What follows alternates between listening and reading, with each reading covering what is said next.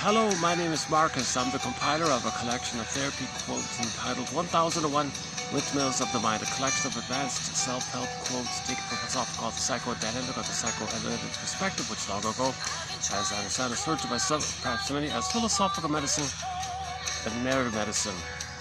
Almost 6 years ago, when this channel was started, I included a list of the names of films that were done back mainly in the 50s under the umbrella of the mental hygiene films.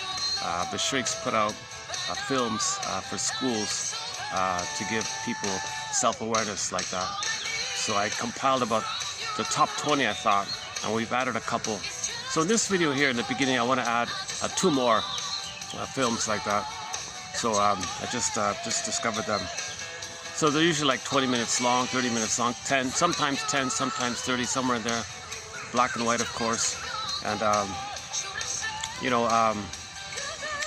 so there was a real focus on the need to know ourselves, right? There's a real passionate desire for people to know themselves.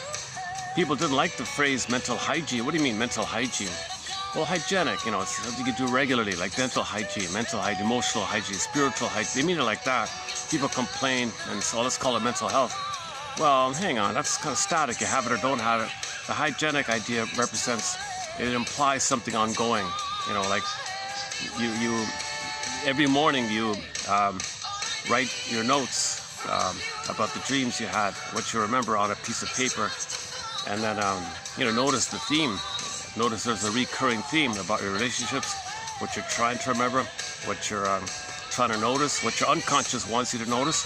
You're trying to now know what you could have known before, trying to now feel what you could have felt. It's trying to process, work through, it's coming up to you like that. So every morning you're meant to pause for a bit, and whatever dreams you remember, just pause on it and ask yourself, what's the theme here? What question might my unconscious be asking me here? Give the dream a title, perhaps. Notice, name the emotions, and particularly the relationships. Right?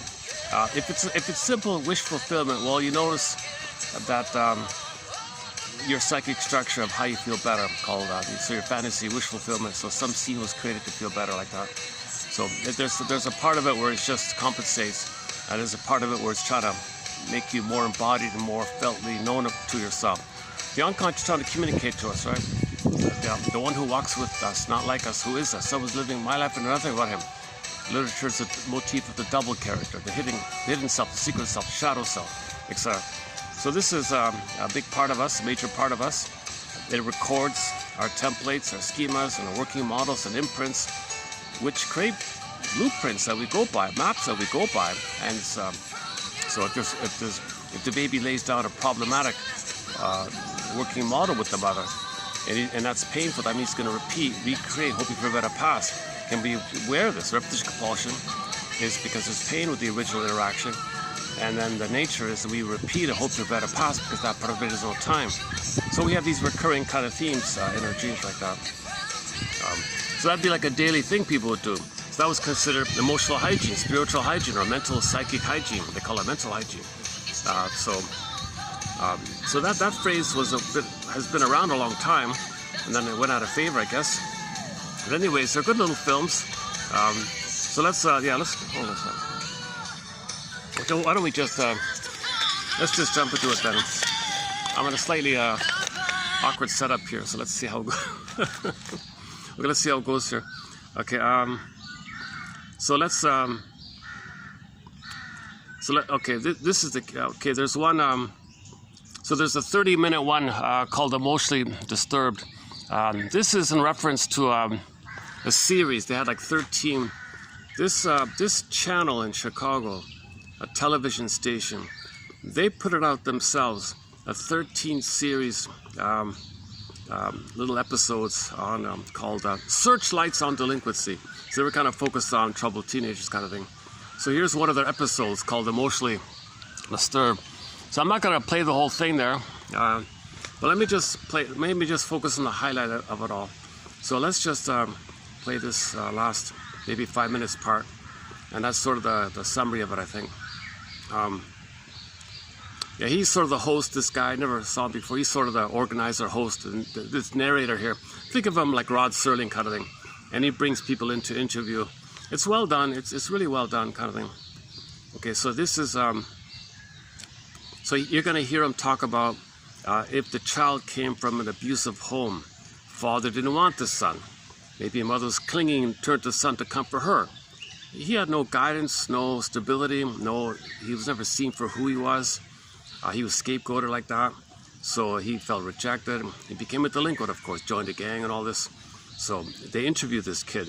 And so anyways, he's commenting on this issue in his episode called Emotionally Disturbed, Emotionally Troubled.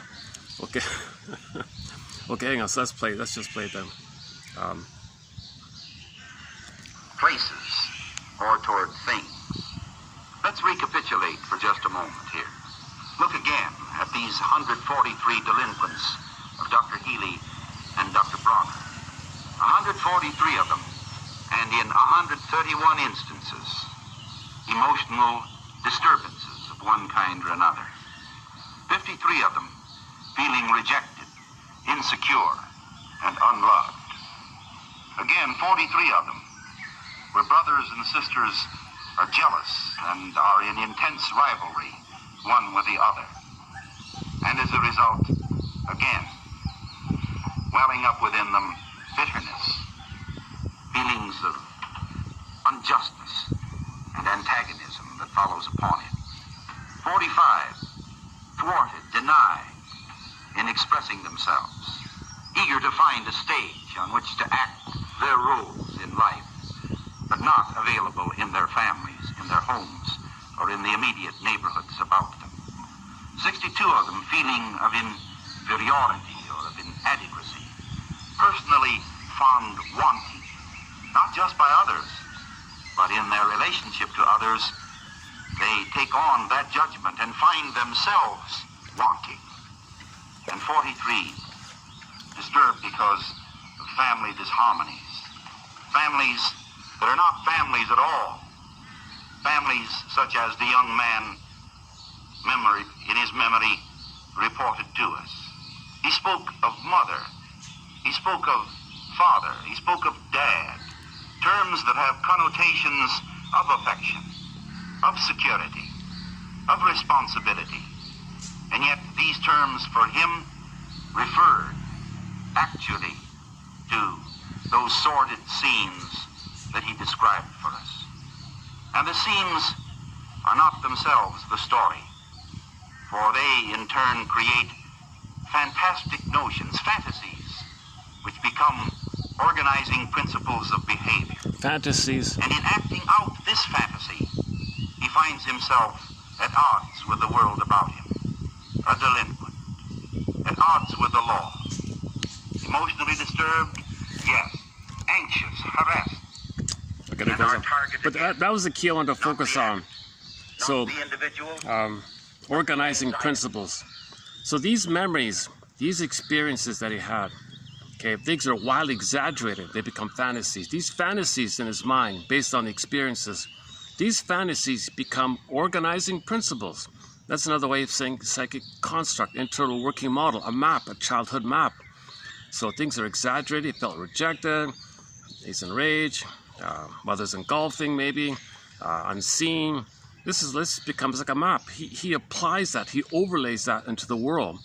So another way of saying it is the fantasies becoming organizing principles. So that's the similar idea. Just quickly again, let's see if we can get it back. Available to them. And out of this bad mortar, these inadequate bricks, these tense relationships, out of these, the youngster must make a life. And he makes a life. But it is a life that is acted out in the form of aggressions, in the form of hostility toward places or toward things. Let's recapitulate for just a moment here. Look again at these 143 delinquents of Dr. Healy and Dr. Bronner. 143 of them, and in 131 instances, emotional disturbances of one kind or another. 53 of them feeling rejected, insecure, and unloved. Again, 43 of them, where brothers and sisters are jealous and are in intense rivalry one with the other. And as a result, again, welling up within them bitterness, feelings of unjustness and antagonism that follows upon it. 45, thwarted, denied in expressing themselves, eager to find a stage on which to act their roles in life, but not available in their families, in their homes, or in the immediate neighborhoods about them. 62 of them feeling of inferiority or of inadequacy, personally found wanting, not just by others, but in their relationship to others, they take on that judgment and find themselves wanting. And 43, disturbed because of family disharmonies, families that are not families at all, families such as the young man in his memory reported to us. He spoke of mother, he spoke of father, he spoke of dad, terms that have connotations of affection, of security, of responsibility. And yet these terms for him refer actually to those sordid scenes that he described for us. Okay, here's the key here. And the scenes are not themselves the story, for they in turn create fantastic notions, fantasies, which become organizing principles of behavior. And in acting out this fantasy, he finds himself at odds with the world about him. Okay, so that's yeah, there's again. So this idea of fantasies, all right, organizing principles, psychic constructs, internal working model, neural circuits, human connections lead to neural connections, deep existential conclusions. He's got to make sense of things. Needs unmet. When needs are unmet, you have the unconscious hope for the fulfillment of it. So if he wasn't seen as important, he may seek that kind of neurotic pride, neurotic status, and he'll be looking for ways to feel important. Some people have to find ways to make themselves feel important because they were never important in the childhood. And in that clip, they showed you the father hitting the kid all the time. A really sad situation. Yeah, so earlier in that little film, that the father was physically hitting him and like that. He was crying, and then the mother would smother him and engulf him. It's like she was. It was a real messed up situation like that. He was really rejected and scapegoated. The kid featured in this story here. So he became emotionally disturbed. But the part of the story is not just what the parents did. The main factor is how he responded to it uniquely to himself. He responded to it in a certain way, understandably so, confused. He kind of responded to what happened. And it's this response to what happened that creates the circuits even more deeply. Something like that. So in the Twilight Zone episode called, and to go to the closing narration of one of the Twilight Zone episodes entitled, One Life Furnished in Early Emotional Poverty. You might as well call it One Life Furnished in an emotionally disturbed home or something. The closing narration was something similar. The guy was troubled all of his life. He went back in a time machine to his childhood. He saw his younger self and his parents interacting, being abused and all that. And he saw and recognized how he decided certain things during that time. And the narrator was, you are the captain of your soul. You are the master of your fate because you decided those things. All right? You decided, if you can appreciate or grasp that concept, if you can appreciate that you decided that, that means you're the captain of your soul. You had some kind of agency like that. If you can really grasp that, then you can be the quarterback in your life. You can be the captain of your soul. And then ultimately, it'll free you from a useless burden. Dead cargo from the Twilight Zone, meaning unconscious. Dead cargo from the unconscious. Because the unconscious, what are you dealing with now? You're just dealing with memories and fantasies from the past. Like that. Okay, so that was discussed in yesterday's video at the mall there. How many views? That was a good video, I thought. Done at the little mall there. Check it out, no views. Oh, 1 view. Okay. So maybe we'll oh, sorry. There's there's another episode from the same series. Now, when I say searchlights on delinquency, I'm referring to this TV series. There's a famous book from long ago by that title. It's a book about delinquency by that title. So I'm referring to the TV series. Also in this TV series, I'm not going to play it, but there's a line in there. The episode's called "Poor Little Rich Boy." Yeah, Poor Little Rich Boy. He was a pampered, spoiled boy, but had no parental love or acceptance, but he had all the material things. He was also a delinquent. Although he came from a wealthy home, silver spoon, drove a sports car, he's only 16, has his own apartment, bachelor pad, has parties, drink, that's what he wants all the time. It's kind of a pitiful thing. He's a poor little rich kid, right? That's what I call poor little rich boy. And he turned out to be a delinquent. He got a lot of trouble with the law. And the sheriff guy said, you know, actually, honestly speaking, of all the delinquents that come to the system and all that, half come from the slum, he said, and half come from the middle class upward, like 50-50 like that. Interesting thing that he said there. So the line, so I'm not going to play it, but the quote, so the one quote I plucked from it is, on that one, is, yeah, there are, so I'm reading from 36 here. I'm doing a preview of 32, 36 here, halfway down. There are slums of the mind. Interesting phrase. Slums of the mind. Slums of the mind. So all this abuse and shame and rage and rejection, all the things he listed before, unwanted, unseen, it ends up like a slum in the mind, right? Kind of thing. One way of putting it, eh? Delinquency. He's talking. So again, this is from the TV show called Searchlights on Delinquency. This is episode entitled "Poor Little Rich Boy," 1957.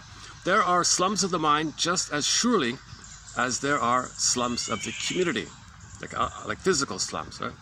There are disorganized families, even among the rich, amongst the middle classes, just as surely as they are disorganized in the slum like that. So he says, statistically speaking, it's not really about the material factor. It's about the quality of the relationship and how the child responds given his innate capacity like that. That phrase, Woodman, we talked about Woodman saying that some wealthy people have slums of the mind, she said. Didn't use that phrase, but she said they have like a hopelessness and desperation of powerlessness and suffering in the mind. Like it's called a slum of the mind. And these wealthy people, she said, in her town, she lived in a very upscale, rich neighborhood like that. Everyone lives in a multi-million-dollar home and all that, old oak trees, and she says her neighbors and all that, they love the corner of town that's a slum. They're all multi-millionaires, and they got this little section at the corner that's a slum. She said they reflect what they feel inside.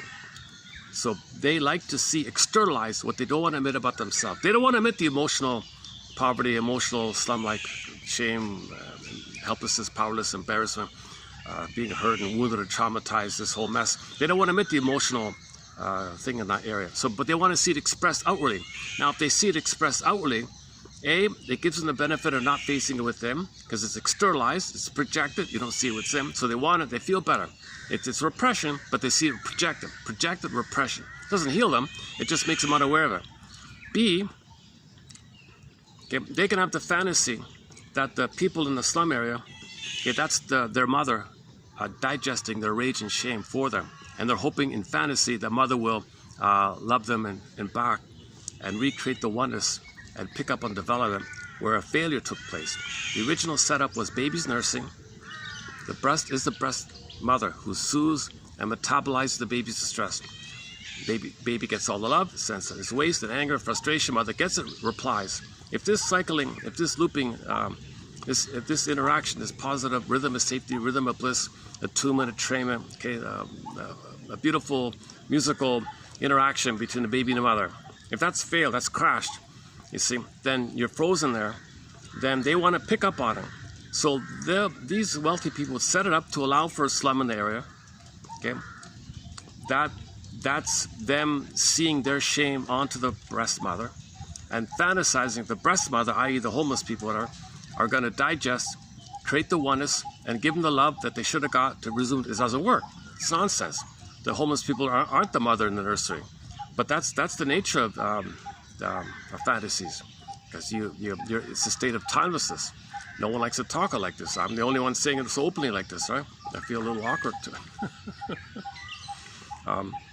But Woodman backs me up here. Well, I got it from Wood. What am I talking about? I learned this from Woodman. Woodman said, like we just said here, they love it. They love it. And a quote we had from a little while ago was, a couple of days ago, was on projective identification. So the wealthy want to project or externalize or see outwardly, project outwardly the inner, let's say, emotional poverty. They want to see outer poverty, emotionally homeless, depersonalization, estrangement, personal alienation from themselves, not at home with themselves, uncomfortable with themselves, empty, hollow, poverty, misery, okay? Inner misery, emotional misery, pain, poverty, misery inside. They don't want to know. You see it outside physically.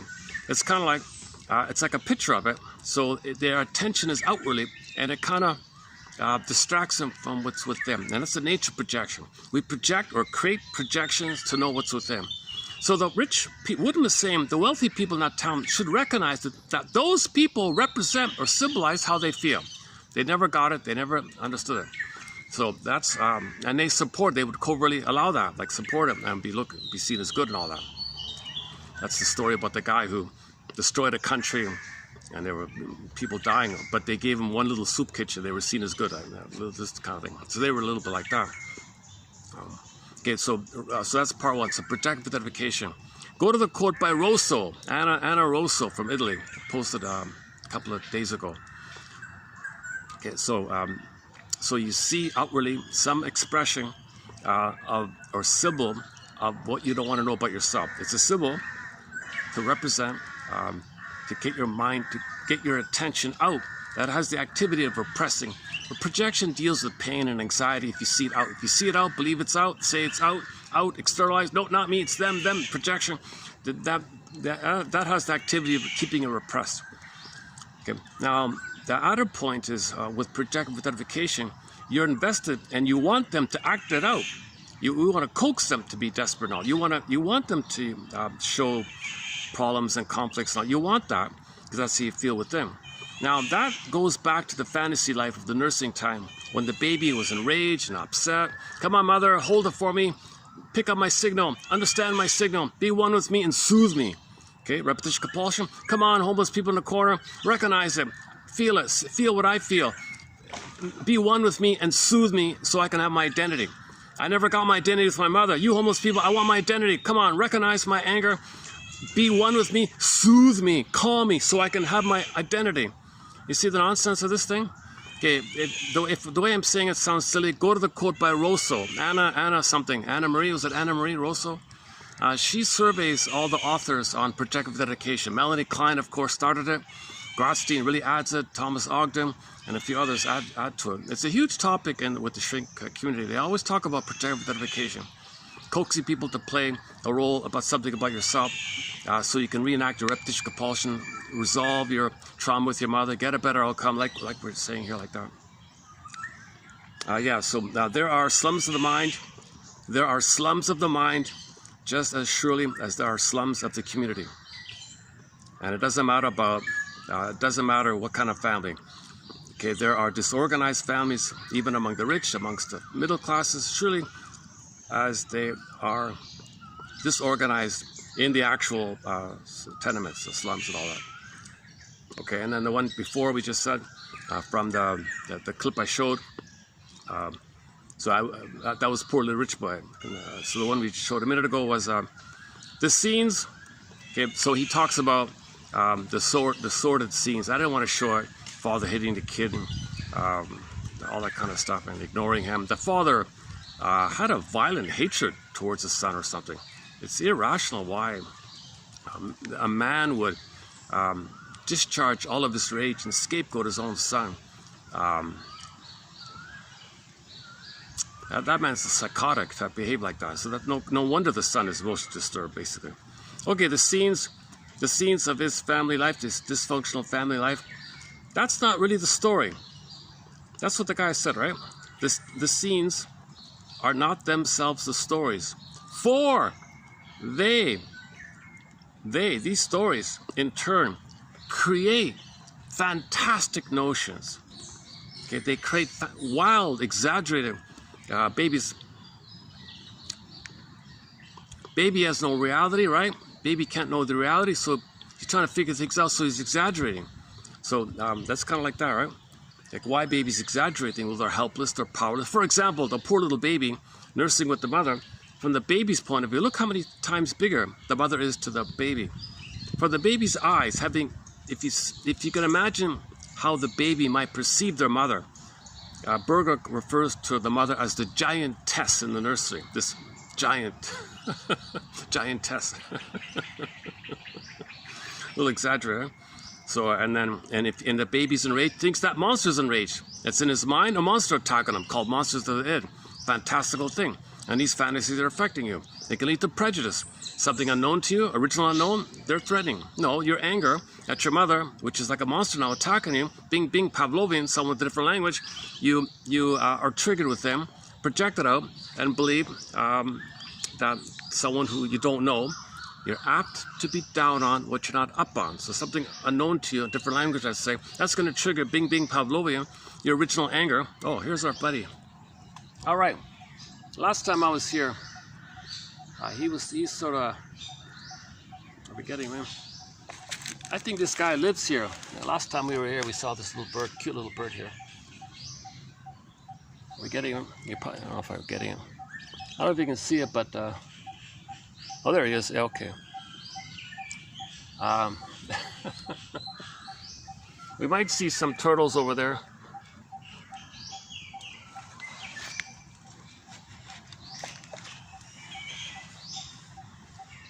Someone's listening in. Oh, someone's listening in. That's okay. This is for people in midlife. So let's say that out loud. This is for people in midlife, over 45. Not appropriate for people who are too young. wait till you're at least 35, right? Okay, the scenes are not themselves the stories. Like you said, right? The scenes are not the stories. For they in turn create fantastic notions, fantasies, which become organizing principles of behavior. There's your blueprint. These fantasies are like a blueprint. Okay, a schema, people like to say schemas and schematas and blueprints now. Internal working models, internal object relations theory. Okay, human connections lead to neural connections. Interpersonal leads to intrapsychic. This intrapsychic is set in, and this is, you live by this like a blueprint for your life. So you can either transfer the blueprint to the present and see or filter through what's there, or you just naturally see everything through it. Different ways of saying it, because there's no time, so all time is there. And the ego splits. You understand the present, but in terms of your emotional agenda, of what you're repeating, what you're hoping for, resuming development, like the rich people not Marion Woodman's town, they didn't know that. They didn't know why they're so fascinated with the poor in their town. And it's like, and no one wants to help them. You see, they can't help them because they'd have to face the pain inside. If there was no poverty in their little town like that, they'd face their emotional poverty. So they wanted it that way. They kind of like set it up or something like that. She was sort of applying it like that. All right. And in acting out this fantasy, he finds himself at odds with the world around him. Okay, generally speaking. Now, it depends on sublimation. So if he finds an outlet for his delinquency, he can make money and get addicted. So he'll be comfortable in his misery, hurting others, but he'll be comfortable like that. That's the problem like that.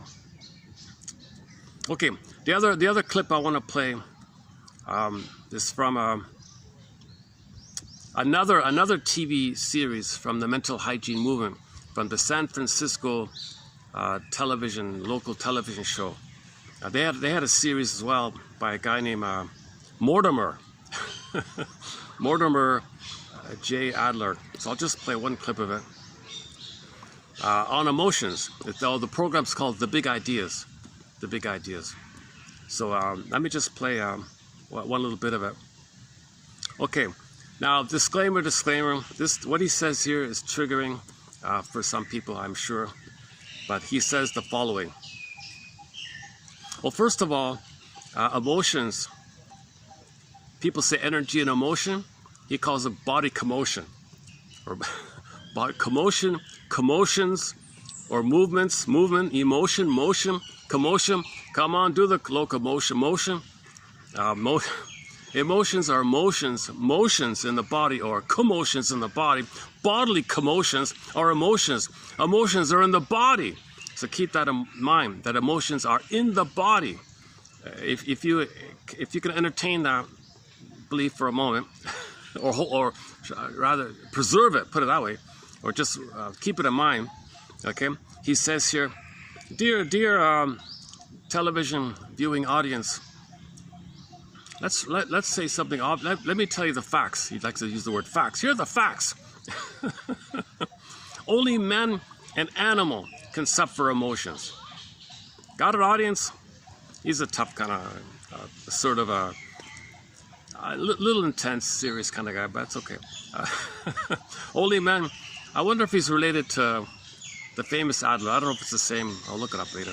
Only men and animals can suffer emotions. It is wrong to attribute emotions to God, like some abstract thing, right? When it is said that God's angry, that statement can't possibly really mean that God suffers the emotion of anger, because no purely spiritual being could have an emotion. An emotion is a bodily disturbance. The emotions are bodily commotions. Okay, so if you're gonna make up some ooey thing, okay, called a projection, okay, like a good something you need, or something like you need. If you're angry at your mother, for example, you don't want to know that, so you put it onto the father. Okay, so you're angry at the father. Now you think the father's angry at you, so you project that onto the sky and say, "Oh, there's a visible thing in the sky angry at me." Well, that's called displacement and projection. Okay, displacement. Displace your anger at the mother onto the father. You displace it. Okay, so so you're angry at the mother. Okay, you don't want to know that, so you displace it onto the father. You're angry at the father. Now, due to the fusion and projection, you say father's angry at you. Okay, so the way to know that you think your father's angry at you, i.e. you're angry at your mother, okay, you say some invisible thing in the sky is angry at you. So this invisible thing you make up in the sky, the cosmic screen, they call it the screen, like that, a screen, the cosmic screen like that. You say, oh, there's a angry, God is angry or something. Okay, if you loop it back, loop means the baby's angry at his mother. Yeah, that's what he means. So that's number one. Number two is, come on, do the locomotion. Bodies are in the emotion. Emotions are in, come on. Oh boy. But emotions are in the body. Do the so imagine the song, let's do the locomotion, means let's move with our emotion. Our emotions are in the body. That's why we can do the locomotion. That's why we can do the locomotion, because bodies are in the motion and our bodies are moving because there's emotions in the body. So just keep that in mind. Only animals and humans have emotions, right? Okay, just making up some projected thing in your fantasy as a defense to not know that you're angry at your mother, like a fantasy thing called projection, and it creates some projection thing that's not even real, it's an illusion, and say this illusion is angry at you. What the hell? Okay, so okay, hang on, do we have it here? Oh, did I lose it? Oh, hang on. Oh, son of a gun. Oh, I think I lost it. Oh, Jesus. Oh, give me a second to dig it up here. Oh, hang on. Oh, I must have, oh, I had it queued up. Oh, okay. Okay, give me a second to find it. Hold on. Sorry, hold on. Where are we here? Let me go to the history. Let's look for the turtle.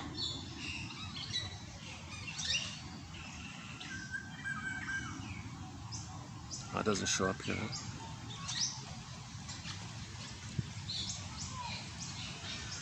Okay, I gotta start over again. Okay, give me a couple of minutes to. 1 second.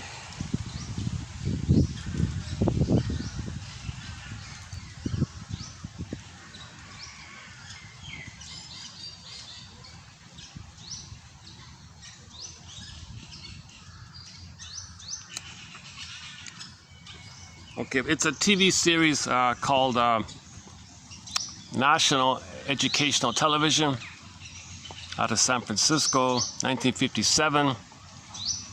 The program is called Great Ideas. The Great Ideas.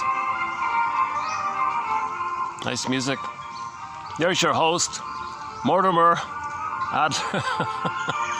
He's a bit of a shouter kind of guy. Great Ideas is a program devoted to uncovering the meaning of the ideas we all use every day of our lives. In the period to follow, Dr. Mortimer J. Adler will undertake to discuss some aspect of a basic idea. Dr. Adler. Welcome to another discussion of the great ideas. Today we shall consider emotion as one of the great ideas. Sometimes we speak of the emotions, calling them passion. Okay. And he reads quotes from Aristotle and things like that. Okay, let me get to the. Hold on. Could have an emotion. An emotion is a bodily disturbance. Emotion is a bodily Now, disturbance. There is one twist. Oh, did I miss it? Put upon this Hang on. And that twist, under a sense of infamy and shame, the face is pale. Now the ancients, knowing that the emotions were widespread, organic or bodily disturbances, knew two other things as consequences of this.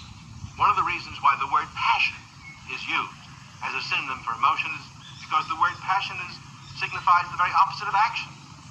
When we are emotional, we Okay. are Parts of this are too vague. I just want to get that quote about only men and animals have emotions, not some made-up thing in the sky. Oh yeah, this something up there loves you. You need that. You didn't get it. You fantasize it to feel better, right? Wish fulfillment. Oh, here we go. It is wrong to attribute emotions to God. Emotions as deep, organic disturbances. Okay, here we go. Only men and animals can suffer emotions. It is wrong to attribute emotions to God. When it is said that God is angry, it doesn't really mean, that statement can't possibly mean that God suffers the emotion of anger, because no purely spiritual being could have an emotion. Okay, hold on. Emotion is a bodily disturbance. Hold on, let's do that again. Hold on. Now, if God suffer emotions, it is wrong to attribute emotions to the emotions as deep organic disturbances, is that only men and animals can suffer emotions. It is wrong to attribute emotions to God. When Let me block the. God is angry, it doesn't really I don't know if I should have the thing there. Hold on a sec. only mentally changed. Let's try again. And the other fact that is a consequence of this understanding of the emotions as deep organic disturbances is that only men and animals can suffer emotions. It is wrong to attribute emotions to God. When it is said that God is angry, it doesn't really mean, that statement can't possibly mean that God suffers the emotion of anger, because no purely spiritual being could have an emotion. An emotion is a bodily disturbance. Now, there is one twist. Okay. That the moderns have put upon this fact. And that twist. Okay.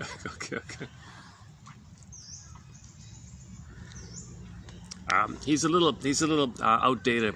Things have been updated. Go to Paul C. Holliger's book for an update of what he's saying here. This is back in '57. Okay, I just want to limit it to that one there. Okay, so there's so we're adding three more quotes from the mental hygiene movement. Okay, hold a second. Where are we here?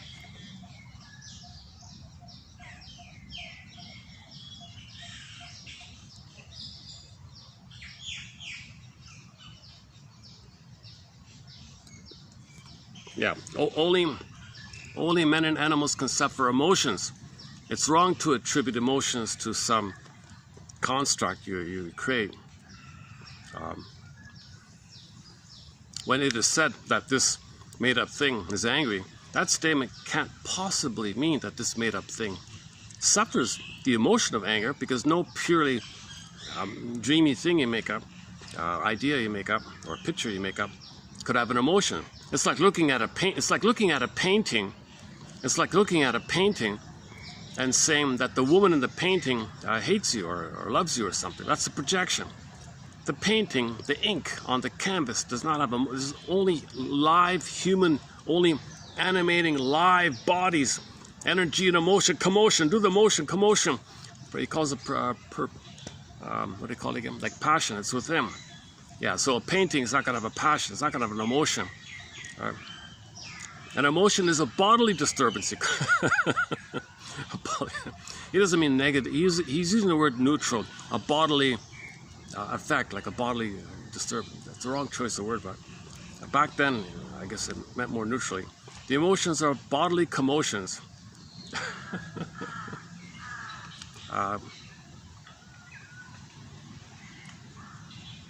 Okay. Okay. Let's read a quote from. Okay. Let's just keep going with our quotes here.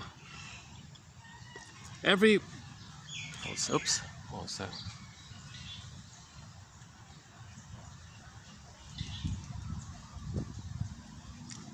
Every important relationship pattern in the present can be considered a kind of repetition of a similar one in the past. Okay, so you have a pattern with your relationships. It's a little version, little variations, different scene, different character, but the same script. You learned it back then. That's why you're having that's why it is the way it is now. It's a pattern, you learned it back then. Okay, 3-point interpretation. If you have a pattern, learned it back then, that's why you're doing what you're doing now. So you have a pattern in your relationships. You learned it back then, and that's why you're relating the way you are relating in the now, right? So repetition compulsion. And the reason you're repeating it because it was painful. You can't be free to be creative and play and enjoy the present. You can't love. Oh, the song. I just saw it this morning. I love the Partridge. David Cassidy, the singer. The Partridge Family, season 2. How'd it go again? Not a great song. It was okay. Let love in now or something. Allow to love it. I shut off from love. I don't want to believe it. I want to love again or something. I want to love one of these. I want to love again kind of songs, basically.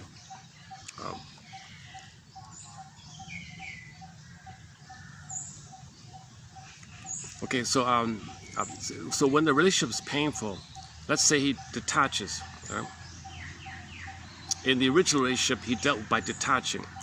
Okay, he deactivated his attachment needs, became a turtle, schizoid, avoidant, whatever.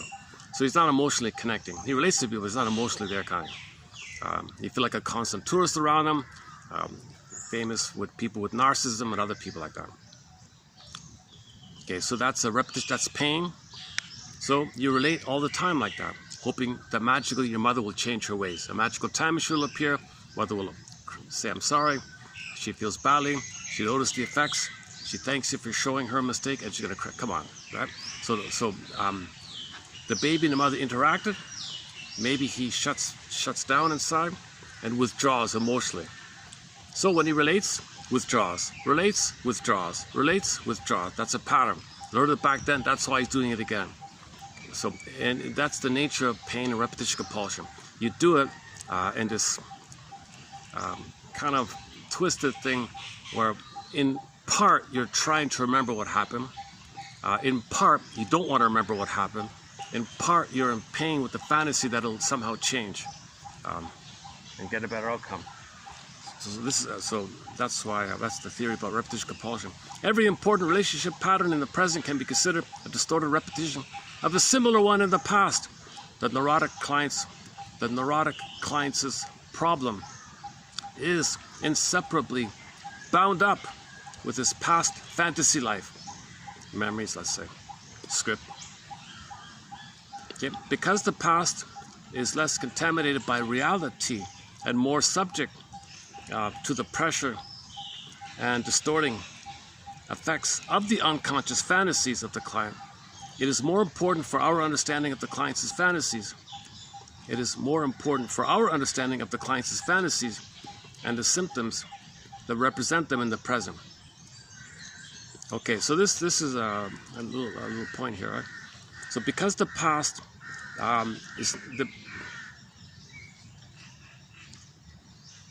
there's not much reality for the baby, right? It's just him and the mother. He doesn't see full reality. He can't even record it. No hippocampus. So he's mainly dealing with, it's called primary process thinking, unconscious fantasies. Because the past is less contaminated by reality, more subject to the pressure, and more subject to the pressure and distorting effects. Distorting effects. Okay. The baby's going to distort in a panic way to make some order out of chaos. He's got to distort. If mother's a monster, oh boy, he better hide like a turtle.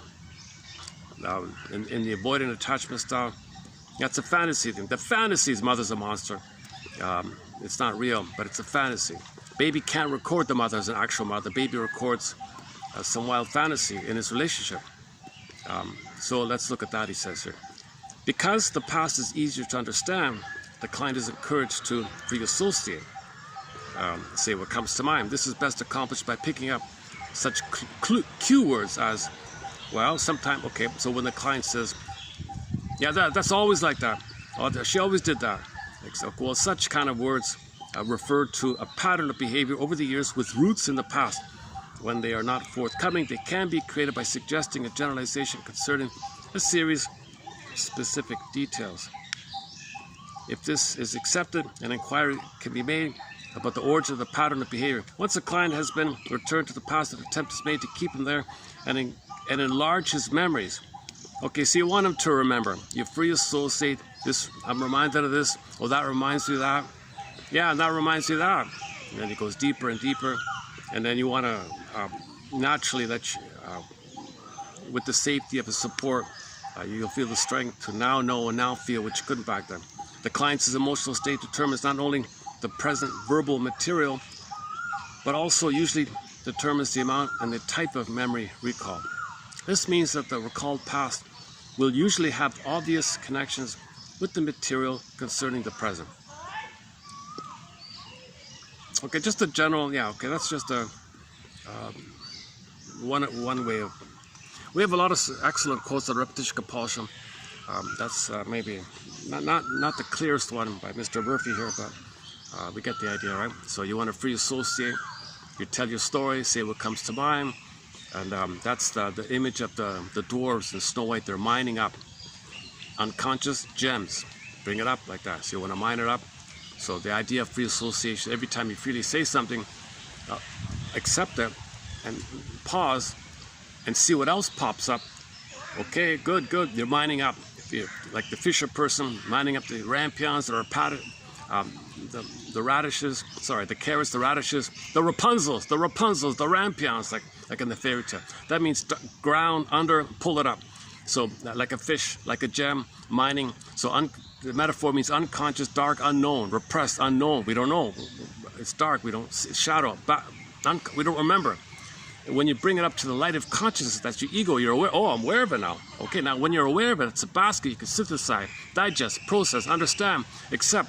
Mourning is about accepting. You got to know it to accept it. So you got to bring it up so you can know it, then you can accept it. Oh my God, that's what happened? Oh my God, that's what I did in response to the trauma. I mean, the trauma took place. My mother failed me. She was impaired. She had emotional dyslexia, emotional warping.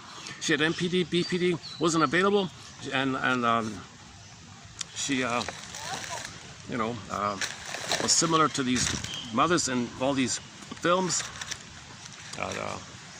Maybe the mother was an emotional delinquent.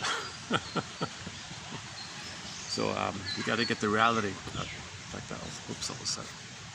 Oh, my chair is falling apart here. Hold on a second. Let me do it. Let me fix my desk here. What's going on here? Maybe I should just move it around.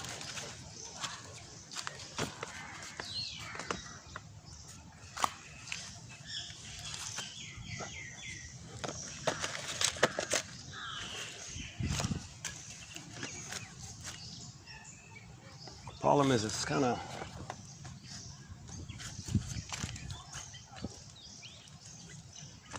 the ground is so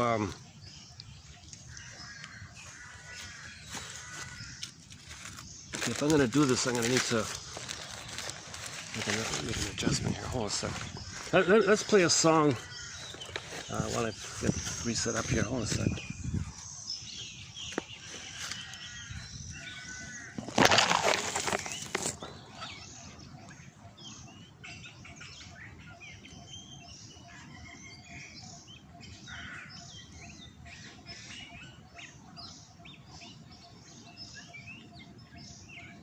Let me just randomly play it from the Radio Garden. Let's go to Radio Garden and see let's just see what they have here.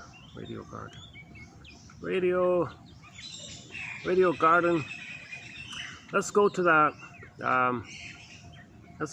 channel in oops.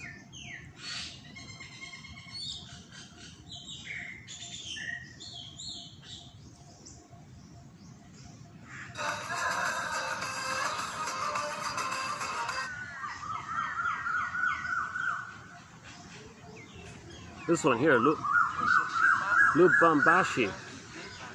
Oh, they're talking here. All right. Zambia. What's in Zambia? Oh. Run the school has a kind of an Zimbabwe.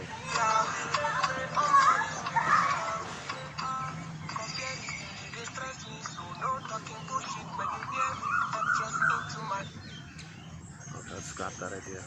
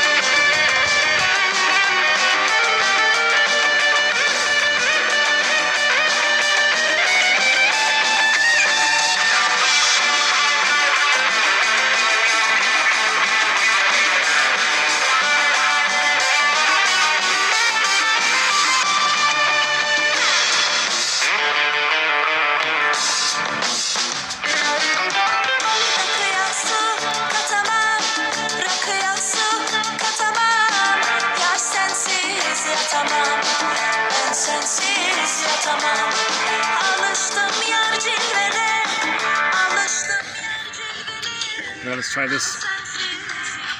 Okay. Well, you might see okay. Let's do our next quote here. Okay, the next one here.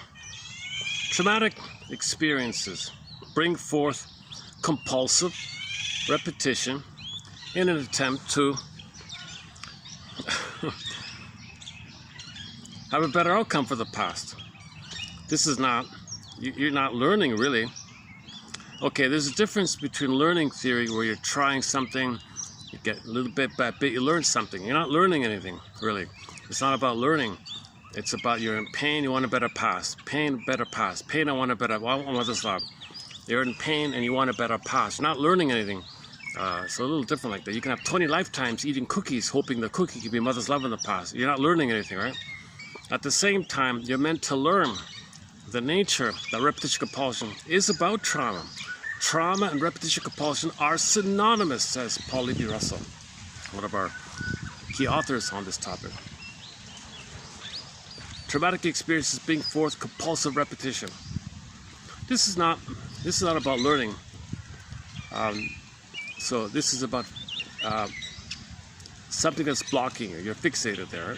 Okay, young children are often more easily frightened than older children because they are unable to act in an unpleasant situation and feel helpless.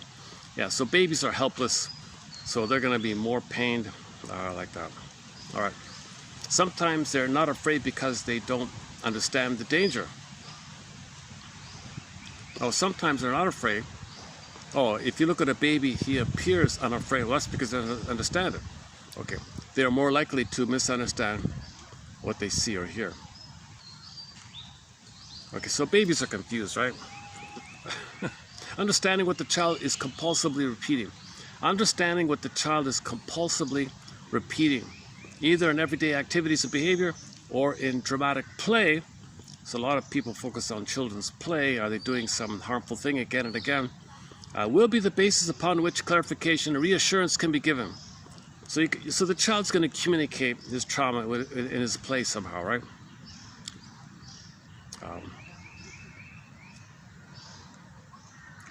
Play the song by the band Timbuktu. It's Timbuk 3 or something. What is it? All I Want Is for Bruce Coburn and the singer Jackson Brown did a cover of that unknown band's song about a Christmas tree, and under the tree every toy was a, oh my God.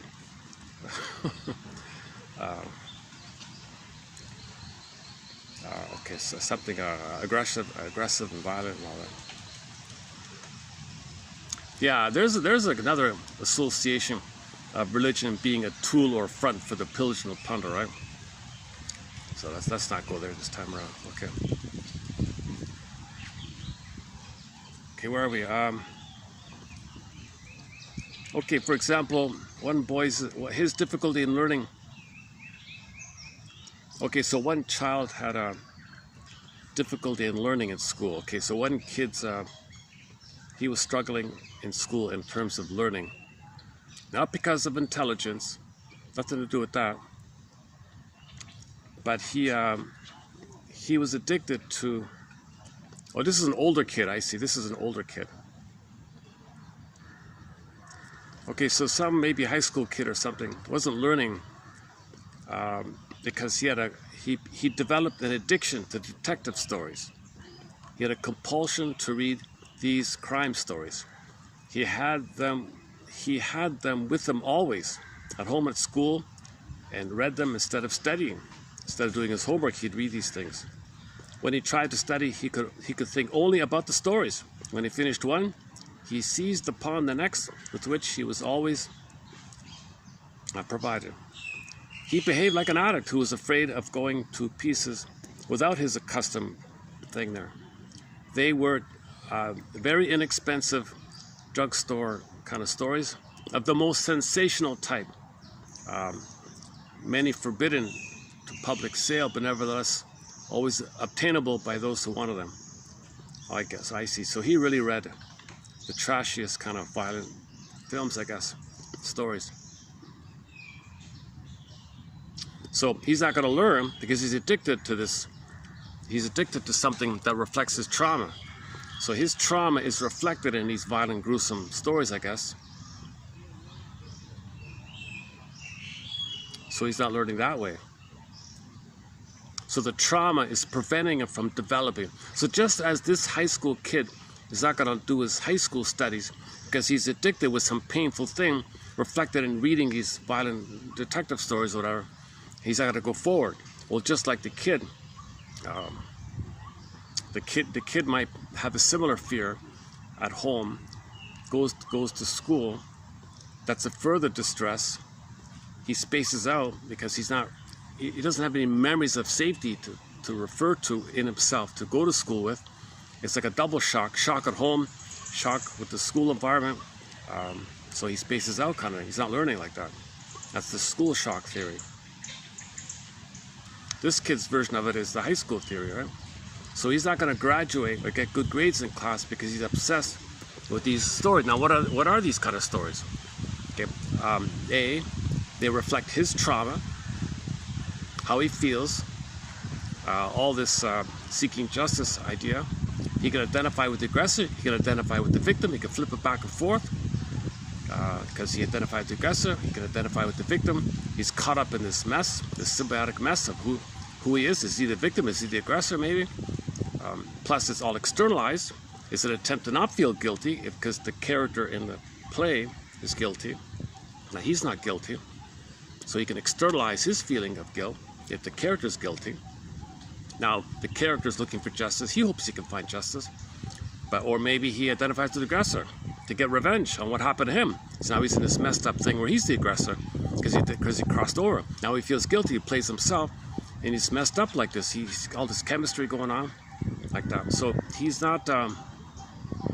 So he's externalized everything inside about him. So this high school kid is projecting, externalizing his childhood trauma via these low-grade stories.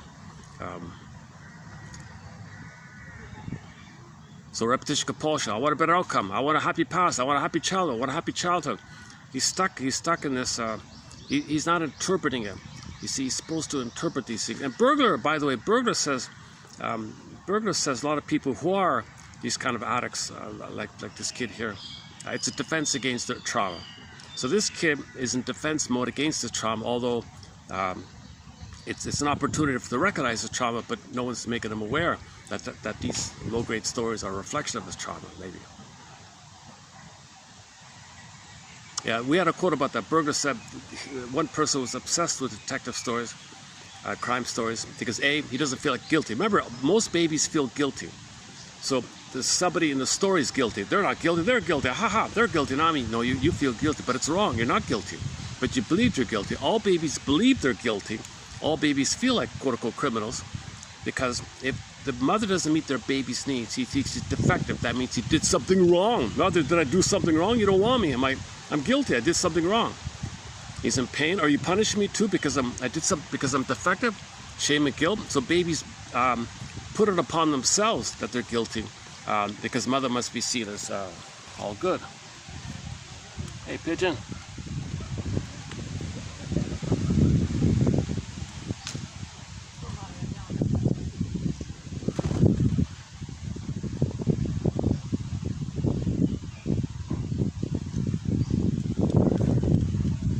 Can you see him standing on the post there?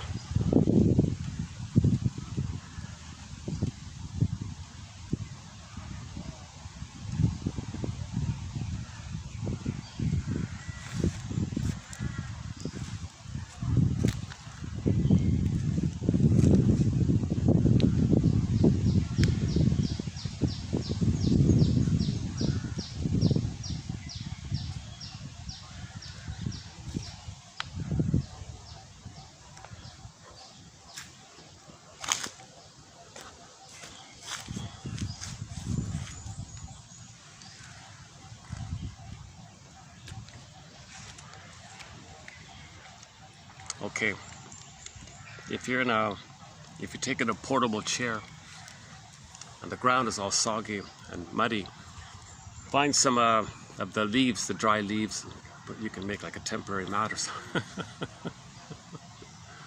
Oh, is it working? Oh my God, hang on here.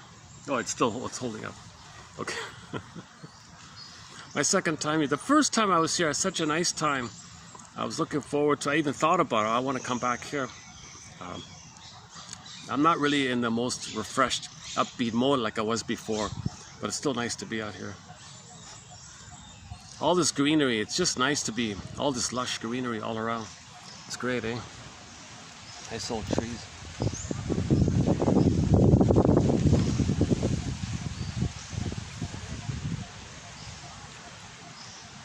At the opposite end, there's the observation for the turtles. It's mainly a turtle. Okay. Where are we here? Okay. So let's go on here. The activities of infants, the activities of babies, are usually accepted with approval. Come on, what mother's going to criticize their baby for being curious and looking around, right? So the baby does these little things. Whatever he's doing, making bubbles and etc. And and he's praised for pulling, his, touching around or whatever, grabbing things. And he may start to sit and may start to crawl, walk, and stand, etc.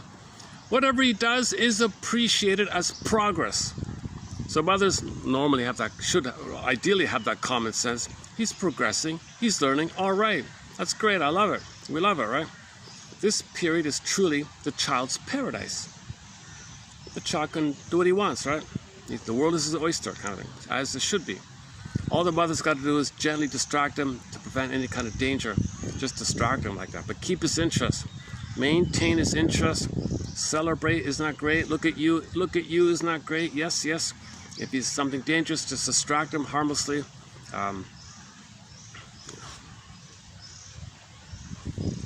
So one baby was about to pull the ribbon on the gift she made up. Oh, look at you. You found out how it gets longer when you pull it. Look at you. Isn't that great? Look at you. You found that. All right. So let's take it over to the shoelaces and let's pull the shoelaces. Continue with the shoelace. Let's continue with the shoelace because this is for the parents. This is going to be a gift. So let's continue with the shoelaces. Harmless little diversion, distraction. Kid was spilling water from the high chair. Look at you. You noticed how the water falls down, makes splashes, and the puddles. You're seeing the puddles. You're seeing the splashes. You're discovering this. Look at you. That's awesome. So we want to keep things tidy here. So let's take it over to the sink, and we'll do some splashing in the sink or bathtub, let's say. Just distracted. One kid pulled an antique dish, was playing with it. Mother freaked out. Oh, look how you found this nice, delicate dish. Our great-grandmother gave us this, so we want to keep it. So let's take it over to the plush rug. We'll sit on the ground with the rug. We'll look at it together on the rug. What do you say? Just these little distractions like that. But you got to maintain his curiosity because his curiosity is an expression of who he is. Okay, I feel interest. There's an I there. You crush his interest, you crush his I. So that's mothers have to be very mindful that the interest is an expression of his identity, his budding beauty, his emerging self, his real interest, identity.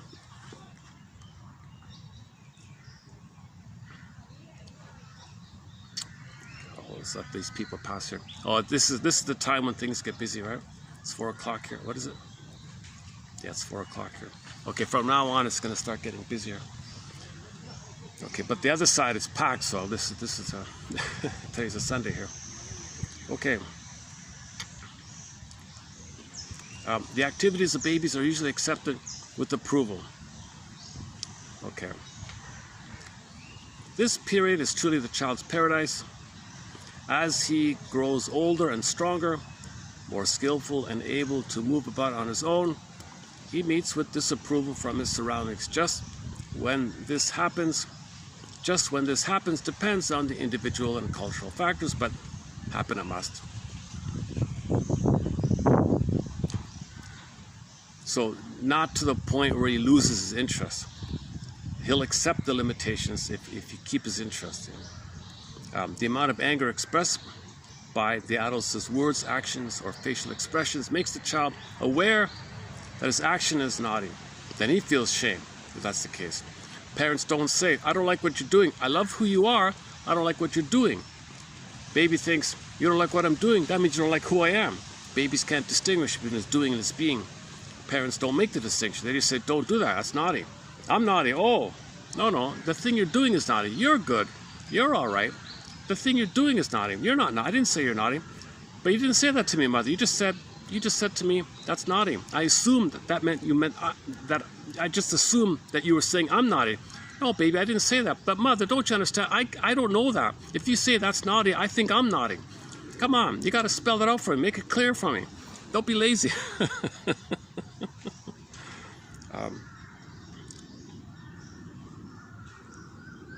Paul C. Hollinger's book spells all this out. Whether the child will comply with the adult's wishes by dropping the behavior altogether, or just the behavior, or continue, will depend on a variety of factors, and he spells it out. All right. The child's activities, which are expressions of his interests, if thwarted and all that, then you're rejecting his identity. If you reject his identity, don't touch that. My identity, don't be me. I feel pain and shame, fear, pain, shame, build up, final pathway, anger. If the baby gets to the anger, it's a cry that he needs his interest. He wants his identity. You're rejecting my identity. I want to be who I am. I want to be who I'm meant to be. You're telling me I can't be me? So you mean then now he's getting angry. So anger is an expression of the final ditch pathway the baby has to communicate his wish for love and understanding from the mother. If that's failed, okay, now he turns to anger. Now the baby's gonna, bite and pull things and tear things apart and rip things apart and kick and run and spit and all these, etc. So now the kid's acting out, actually, right? So if the kid's not acting out, okay, that's because the baby signaled his anger, mother didn't get it. Then that's the final one, the acting out. Now it's destructive. So mothers are meant to pick up the cues earlier on. Baby, you have an interest in this thing, right? That's great. He's fine. He's a happy camper. The moment the mother says, don't touch that, don't do that, okay, now you get problems. If the mother's worried about safety issues, piece of cake. Just do a simple little distraction. Okay, from the ribbon to the shoelace. Simple piece of cake, right?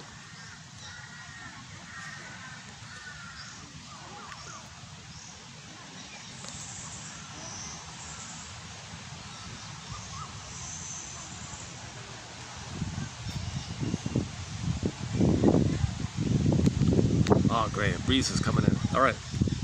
Enough about the weather report. Love, based on the most archaic level, which, as we know, is the most intense kind, is also the most likely to turn to intense anger. All right. So if the archaic means the symbiosis, if the baby didn't get the oneness, and later on you create that and it's broken, you feel the rage, because old archaic need. It's about your. The symbiosis is the time. Originally, the baby's one with the mother. He develops, and he hatches out of the egg and have his identity. If that's all failed, later on you create that with somebody called the honeymoon phase, limerence, obsessive love, okay, love spellbound, love sick, love mad, all the crazy stuff. If that's, no woman can do that. No woman is your mother in the past that's going to break all the rages there. That's the rage you originally felt. If you feel very angry that a girl rejected you or something, that's how you felt originally. You chose her to know how you felt originally, basically. Regular love is companion to companion. So you have your identity, she has her identity, and you find a shared interest to grow, play together. But you still have your identity. But if you don't have an identity, and you create this bubble thing, that's the archaic, original archaic relationship. And that, the more archaic, the more intense, the more like demanding, the greed is there, like the obsessiveness is there, because you're feeling how the baby would perish without the oneness of the mother. That's the archaic anger like that. That's what it means. All right. Maybe hang on. On this point, let's jump to 37, because that's all about symbiosis here. Let's do this one here. Okay, this is from an older. Okay, this is from an older article. 1960, maybe 1960. This is a little story I just by chance came across. I was looking for something else, but I accidentally came across this one. So let's just give this a try. I'm not fully clear on this, but symbiosis is one of our topics in our of the 62 here. It's an undeveloped topic here. Got a long way to go. Play the song by the band And Shall. I got a long way to go. I got a long way to go on this topic called symbiosis.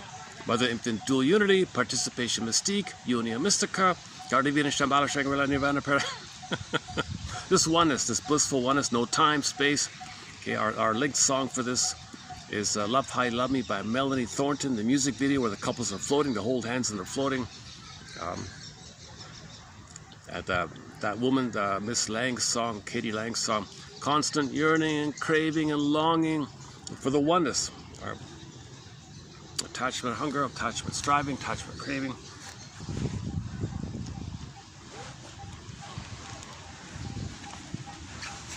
Still holding, my chair's still holding up here. My chair's starting to a little wobbly here. Okay.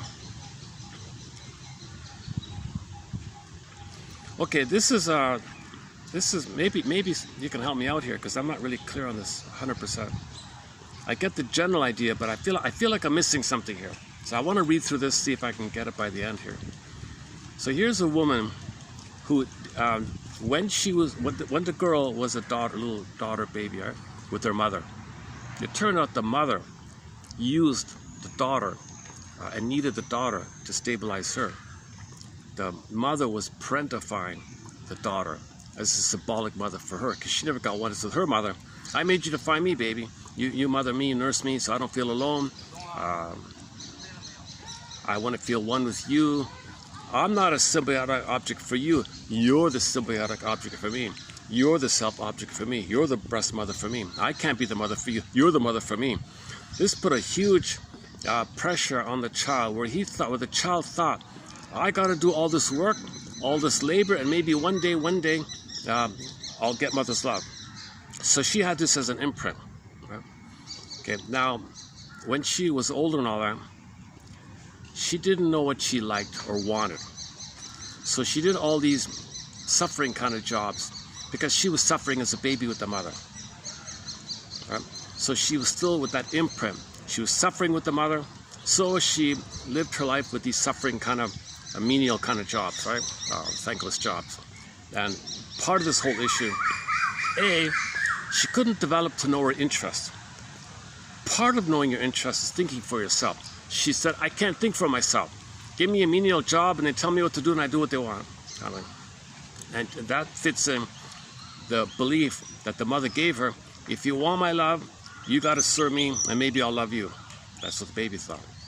Because the mother was using the baby to mother her. Okay, so number two, when this woman grew up, she had to play that role of suffering giver like that.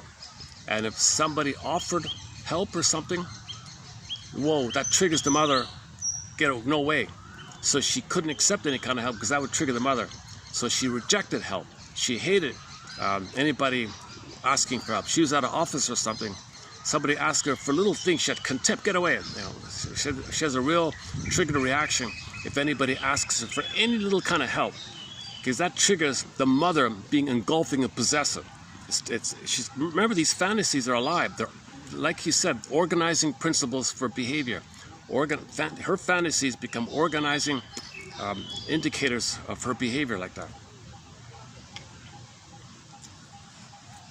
Okay, so this is so we got a couple overlapping things here, and the third one was okay.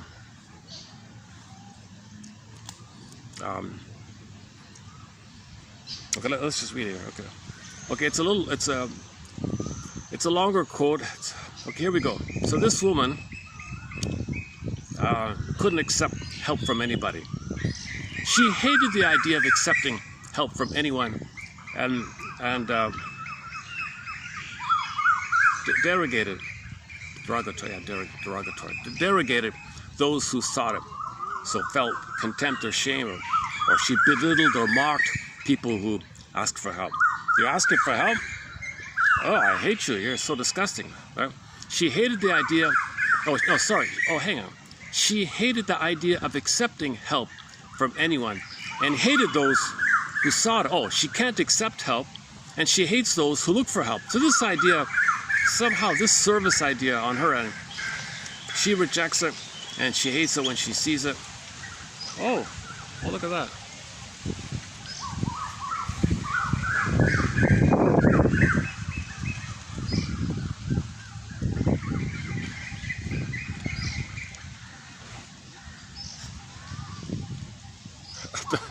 I missed it. The bird just flew right just across me. All right.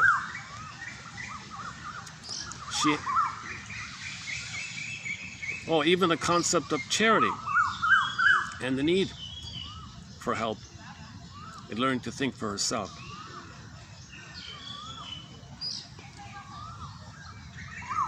Okay, so her complaint was her opening complaint, her chief complaint was, I can't think for myself. I don't know what I want. I don't know what I like.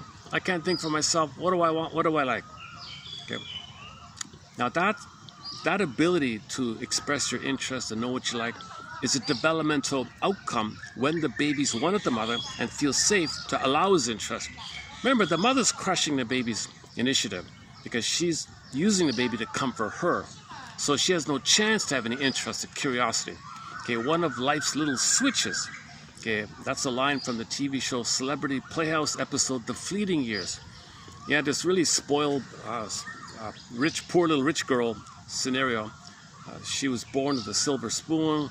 Everyone attended to her, gave her everything. So she had a daughter and expected the daughter to serve her like that. That daughter grew up and said, you know, mother, shrinks really rail against mothers who use their daughters like this. Our relationship, mother, is one of those like that. It's one of life's little switches. I was more mother to you than daughter. The daughter said to the mother, I don't know what I like. I don't know what my interests are. I have no clue what I like. I have no clue because I spent my whole life being a mother to you, not a daughter to you. I was more mother to you than daughter. You were the daughter. I was the mother. How do I know what I like if I'm always taking care of you? You spoiled, not spoiled. You could argue she's spoiled in the sense that she wasn't seen and all that. Yeah, that phrase spoiled is a little confusing. Okay, so this woman was theoretically supposed to be a pretty girl, and all the men would shower her gifts and chocolates and flowers and fur coats, and all the men were lining up to throw her gifts like that. It's a little ridiculous, exaggeration like that. And she expected the daughter to worship her as well like that. So that's what the daughter spoke up for herself and said that line. So that mother turned to the whole world as symbolic breast for her. And she used seduction as power on the man. Because the men, for the men part, men imprint on the breast and they're hurt there. All she's got to do is show a little cleavage, a little jiggle, and all the men are gaga. Right? And then she uses seduction as power, and all the men will throw money at her because the men want nursing and mothering. So she showed a little cleavage, the men were gaga, and then she used seduction as power, and the money the men were throwing at her was symbolic mother. So she got symbolic mother as material, the gifts, okay, like that. So she was getting symbolic mother through the money and the goods. She was siphoning like that, sucking like that. Yeah, that's the material. And then the daughter is kind of falls into the same category. Everything around her is symbolic breast that she'll serve her. She's center stage, like that. So one of life's little switches here.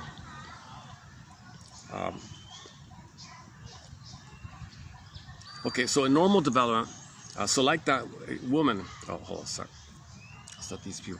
Let's let these people pass here. A sec.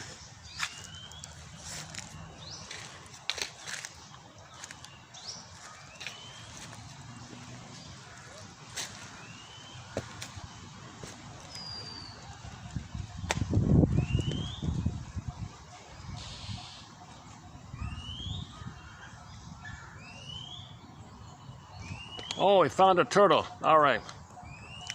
I don't know if you can see him. Do you see the tree sticking up from the water? part way up, there's a turtle. Yeah, you can't see. No, there's no way you're gonna see him. There's a big old turtle on the branch there, the fallen tree there.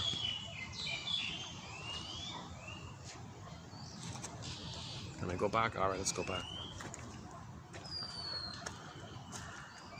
I'm just by the walkway there, so.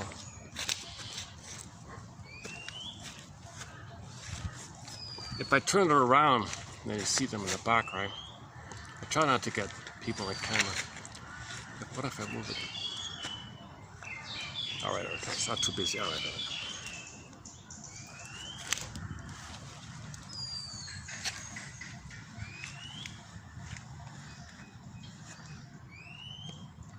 Okay, let me back up a second. She complains she doesn't know what she likes because she, the mother didn't allow her interest because the mother turned to the baby to mother her. So the idea, so she was always giving like that.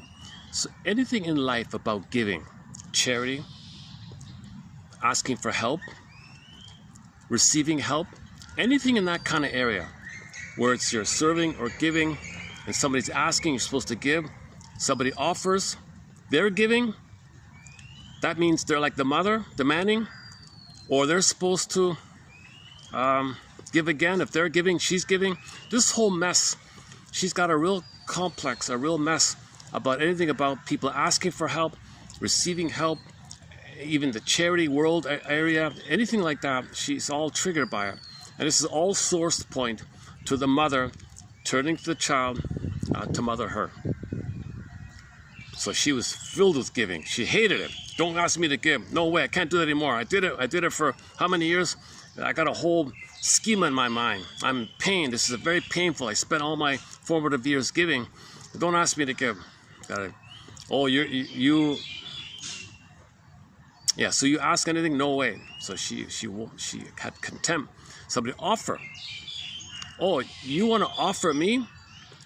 That's like me giving. Anything to do with giving and receiving, back off. I don't know, something like that. I'm just experimenting here. Okay, I'm just brainstorming here. She hated the idea of accepting help from anyone and derogated those who sought it, even in the simplest situations of her job. The concept of charity and the need for help and learning to think for herself. Okay, thinking is an ego activity. The cognitive function, the ego activity, and like all ego capacities, it carries the potential for development and maturation within the limits of its innate endowment. The degree to which thinking for oneself has been achieved at any stage of development is determined according to the degree of psychological separation and individuation that has occurred. Let us remind ourselves, this is the author, let us remind ourselves, let us remind us, talk about intimacy, right? Let us remind ourselves that the initial stage of thinking for oneself, as well as achieving relative autonomy of action, takes place in the period from ballpark 18 months to age 4. He says here 12 to 36 months. Okay, let's just use his one here. Let us remind ourselves that the initial stage of thinking for oneself, as well as achieving relative autonomy of action, takes place in the period from 12 to 36 months of age. The first separation individuation phase. Okay, practicing rapprochement like that. Okay. Further, the psychological and physiological preparation for that phase is mediated through the nurturing care of the infant during his first year of life, the symbiotic phase. So the first is the symbiotic phase, and then it's the separation individuation phase. Separation and then individuation. They're kind of together. So basically, up till 18 months is kind of like a merge thing. Symbiotic oneness, like narcissistic phase. And then 18 to age 4, you got the rapprochement phase. Oh, sorry. from birth to 4 to 5 months is the proper symbiosis, the egg one. But the symbiosis extends with the motor skills, wool is my oyster. So egg and then oyster, but it's still all one like that. But between 4 to 5 months to 18 months, now he's practicing to separate. But he's still in the oneness, but he's just beginning the first part. 18 months, the narcissism bubble goes away. Now he's going to start to move towards the separation individuation place, where he's going to practice rapprochement, explore, trial and error. Mother functions as a secure base for which he is refueled, so to speak, explores, refuels, explores, refuels. Mother says, okay, look at you, that's great. A little improv, a little communicative matching, a little sharing, giving the message, you can be you, and I'm okay. So baby doesn't have to do something for her. Baby's free to be himself, and the mother supports it. He gets that message. Age 4, psychological birth, ballpark construct. Psychologically born, because he has enough memories where mother never used the baby to meet her needs. She was there to meet the baby's need. Okay, so in the womb, the mother provided a welcoming womb, a paradise when the baby was inside. A natural birth, hopefully, and fixes it if there's a problem, and a continuity of an extended social interpersonal womb for birth to 4 to 5 months. That's the stage of symbiotic proper, like the egg one, and then 4 to 5 months to 18 months. Okay, that's the oyster one, and then the rapprochement one, the back and forth one, rapprochement, like that. So it's all. This is just the one version of it. Further, so it starts off with the symbiotic. You got to have the symbiotic phase. In other words, it is pertinent that the client conceptualizes. It is pertinent that the client conceptualizes as Charity the help she needed in learning to think for herself. That is, to psychologically separate and individuate. Charity, as she had experienced it in her childhood, was the cultural provision of sustenance to those adults who had not been able to help her to a stable independence, and for whatever reasons had failed to maintain themselves at a mature level of individuation. This Charity was barren of incentives to become self-helping. So mother wasn't charitable. Is that what he's saying? Mother wasn't charitable. It seems probable that in her derogation of help in learning to think for herself, that's Charity, quote unquote, the client was expressing some unconscious feeling about the kind of relationship she had had with her mother in the infantile period.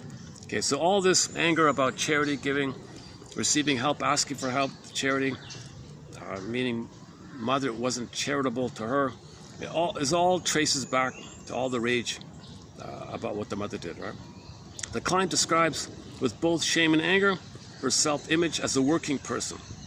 Quote, yeah, I did all kind of jobs, menial service, janitor and service work, that kind of thing.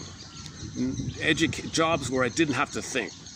I did lots of these kind of jobs where I just punched in the clock, mindlessly did the thing, didn't have to think. To be a worker in the economic sense before learning to think, to be a worker in the economic sense before learning to think for oneself, that is, before achieving relative psychological separate individuation, is a reversal of the normal sequence of growth and development. Okay, so you want people who enter into the work world to already have a mind to think for themselves, right?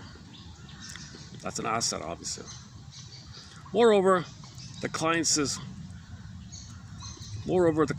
entire is, to tell you the truth, maybe that's why they rip the cord away, the placenta, to make people compliant and symbiotic and serve, right? Like maybe the reason they separate the cord and the placenta to break the symbiotic bond. Well, first of all, they'll be intellectuals, they'll be capable, but emotionally, they'll either overly give or reaction formation overly hate, right? Hang on. Moreover, the client's entire work history was characterized by an unrelenting need, regardless of cost to herself, to keep the family of origin, the mother, stable and accessible to herself. Okay, so her imprint is she kept the mother stable. When she was a baby, the mother was stabilized. Imprint. she takes a job where she doesn't think. She's like a little vegetable, you know, like a little non-thinking, compliant person, employee, and that stabilizes the company or the department or the employer. So she's doing the same thing, right? On the other hand, the mother both endorsed this pattern and made aggressive acts, heinous acts of any of the clients' meager attempts to separate. Okay, so the mother punished the child's autonomy. If the child showed any initiative or interest, she engaged in a heinous act. So she's punishing the child for autonomy because she's too busy using that. You can't be you. I need you. You can't be yourself. You can't leave me. You can't separate. I need you to mother me. You're my mother's breast. Oh my God, mother! What the hell are you doing to me here? So the mother would exploit her power in her desperation to get nursed herself. One of life's little switches. It is possible then that the client unconsciously felt that within the psychodynamic matrix of her family, she had to be a worker first in order that the conditions for her being cared for, that is, the conditions essential to her existence, could be satisfied. Okay, so there's the imprint. The baby's got to serve the mother, and maybe one day, and that's how she survives, by being a servant. So the baby was brainwashed and used and exploited, and that's how the baby survives. So this person takes these thankless kind of jobs, I guess. The persistent symbiosis with her family. The persistent symbiosis with her family. The matter of being a manual worker to the exclusion of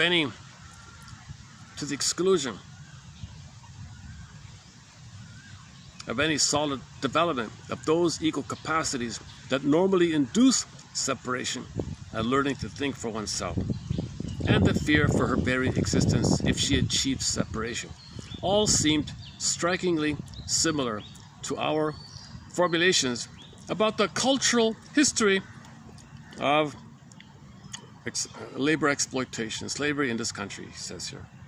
Okay, he's making a crossover.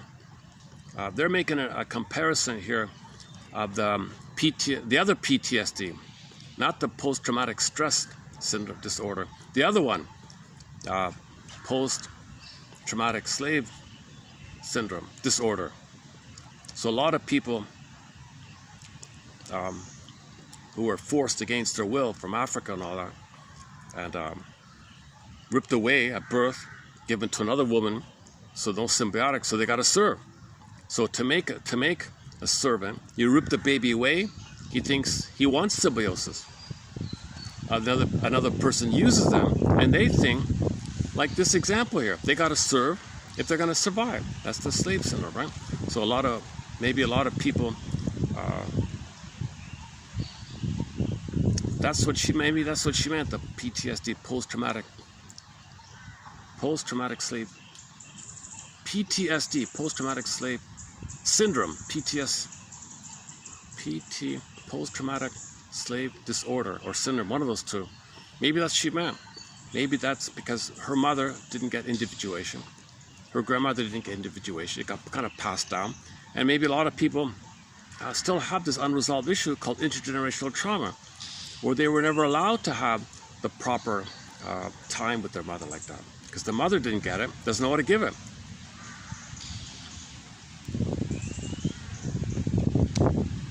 So this child this lady here, whatever it is kind of operating in a similar manner. She feels, okay, give me this mindless job. I won't think, I won't complain, and I'll survive like that.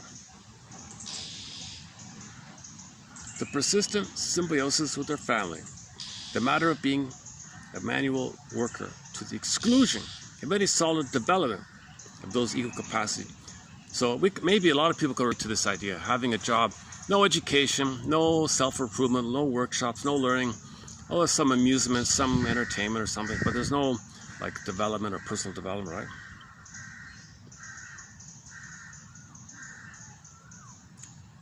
Where are we here? That normally induce separation and learning to think for oneself. and the fear for her very existence if she achieved separation all seemed strikingly similar to our formulations about the cultural history of slavery in this country. Let us return to the client's verbalized wish for help at the beginning of this case story. It's a long chapter. Oh my God, I just, due to space limitation, I just plucked out a random section of it. So to make sense of what I'm reading here, you got to read the whole kind of thing here. A lot of dreams. This lady reported dozens of her dreams, which they spelled. A lot of her dreams kind of have this issue with symbiosis and who's who and merging. So this woman here didn't get a proper symbiosis with her mother, in other words. And that's why she doesn't know what she likes. I can't think. Help me to think. Shrinker lady, shrinker man, I want to know what I like. I want to think for myself, but I'm stuck or something. And the dreams would relate to a lot of these fusional issues. So she's trying to be aware of it.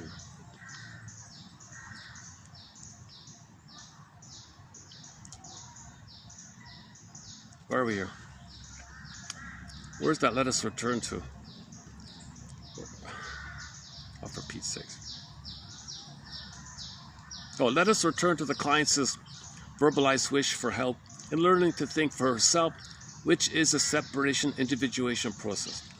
The conscious wish is clearly present, but is opposed by the equivalence she has established between help and charity. Charity being a cultural provision of sustenance for those persons who have failed to be self-supporting. This would seem to imply that for the client, learning to think for herself, or to restate it in a different way, making the transition from the symbiosis with the mother to relative separation and individuation had the unconscious meaning of having failed. It appears, therefore, that in the symbiotic phase of her first year of life, the client unconsciously felt that she had performed some function important to her mother, that she had worked for her mother, like a slave, right? The baby felt like a slave to the mom. I'm working for you, I'm a slave to you, right? Had worked for her mother. And a lot of shrieks talk about this mother being parasitic, vampiric, like that, sucking, like this metaphor. So she felt that she worked for the mother. Why should a baby be born and already be a slave to the mother, so to speak? Which, as a separating and subsequently separated individual, she would not be able to do, and hence would have failed. Hang on. It appears, therefore, that the symbiotic phase of her first year of life,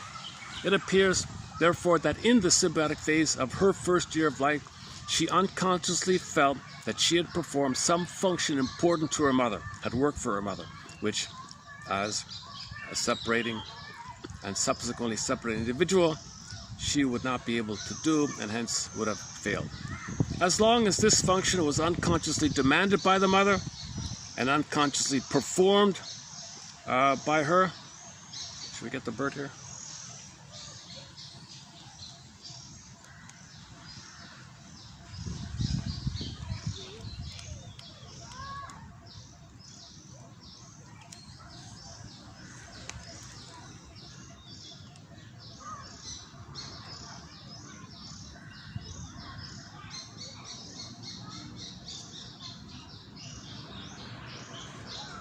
Oh, the ground's wet, though, that's why. Eh? Oh, yeah, the ground is wet here. Okay.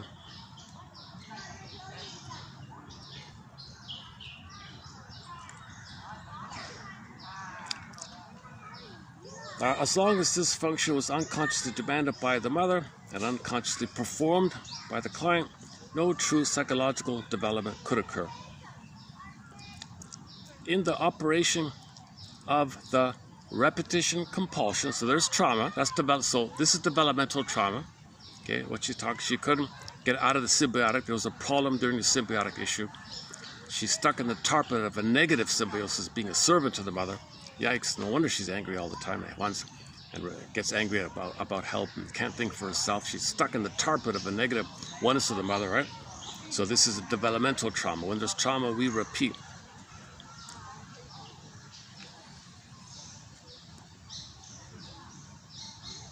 In the operation of the compulsion to repeat, all new opportunities available to her in later childhood, adolescence, and adulthood became reenactments of the primary pathological symbiosis with the mother.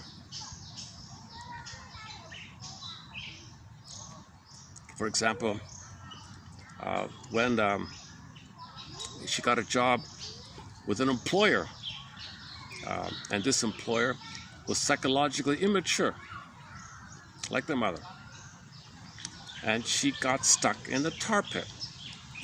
This employer was like the mother. She worked for this woman and got stuck in it, or this man, whoever. It persists not as a stage in development preparatory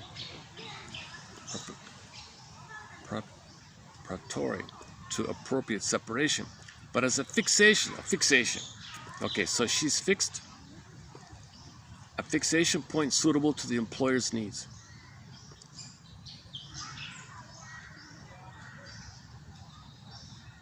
The symbiosis persists. Okay, so she recreated the symbiosis with the employer. There's no development here. There's no progress here. She's fixed here. She's fixed. And this goes on until something happens. She gets fired or whatever. And until the employer, quote unquote, finds another object. Yeah, the employer's in quotes here, right? Finds another, psychologically, it's the mother again. Finds another object through whom to gratify his narcissistic dependency needs. The individual, so separated in infancy and early childhood, has no alternative but to seek another object with whom to reinstate the symbiosis. Okay, so she's going through life with this issue of the symbiotic problematic symbiosis. She'll serve an employer with it.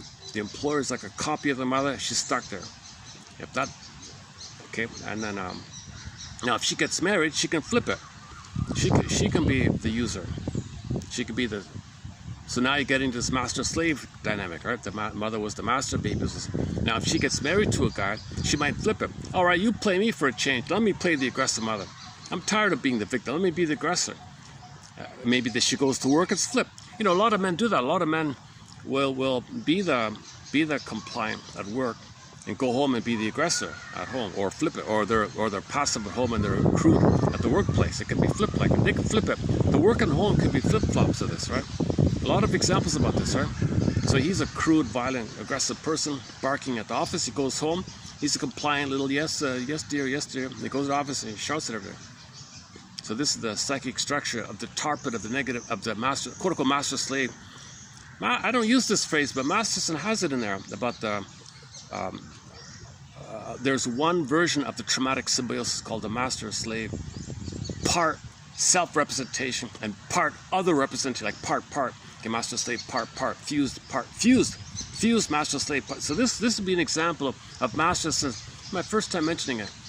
This would be an example of Masterson's part slave self fused with part mother master self, and the fusion is in there, and it can flip-flop, right? So this woman, in this example, when she works, she plays the slave like she was a slave to the mother, and the slave and the employer are like the master. Now maybe it could easily be the case where she marries another man, let's say, and flips it, and she becomes the aggressor and expects the husband to be a slave to her. So this is all trauma. This is what you get. And then it's called sadomasochistic relationship like that.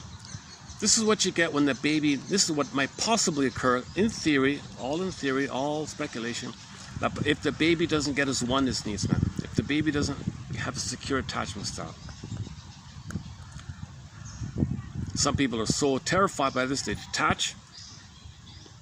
Some people are stuck in the aggressive one, the master one. Some are the slave one. It's a compliant one, I guess.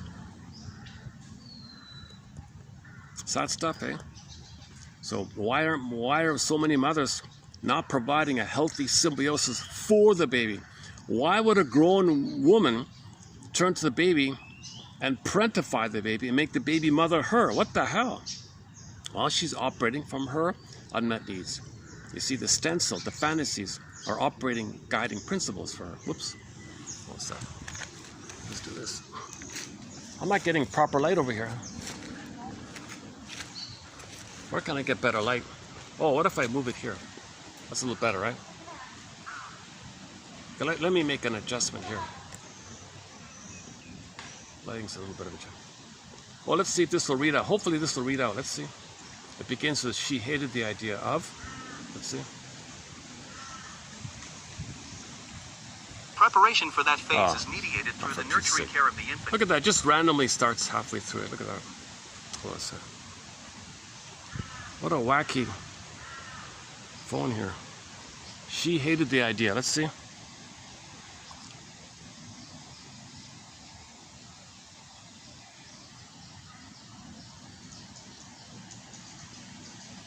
Okay, sometimes when you change the voice, the male to female, it works. Let's try. Female. Okay.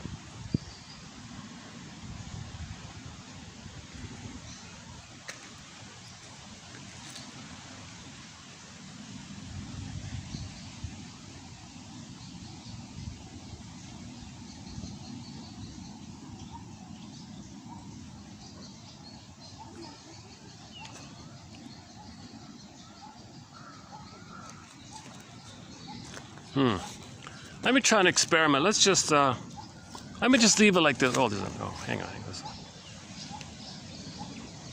Got a red ant on there. Okay, hang on a sec. Let me just leave it like this for a minute and see if it's just a timing thing.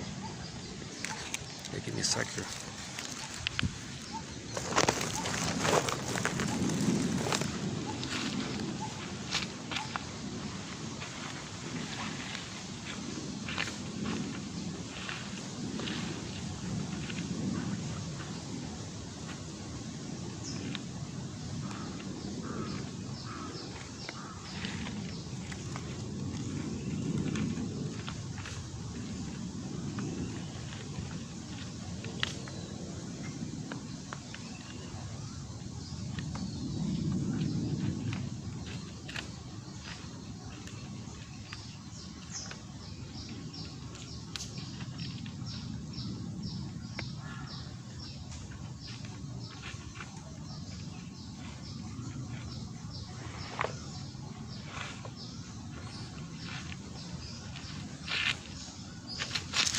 So it didn't matter, eh? Was it a time thing then?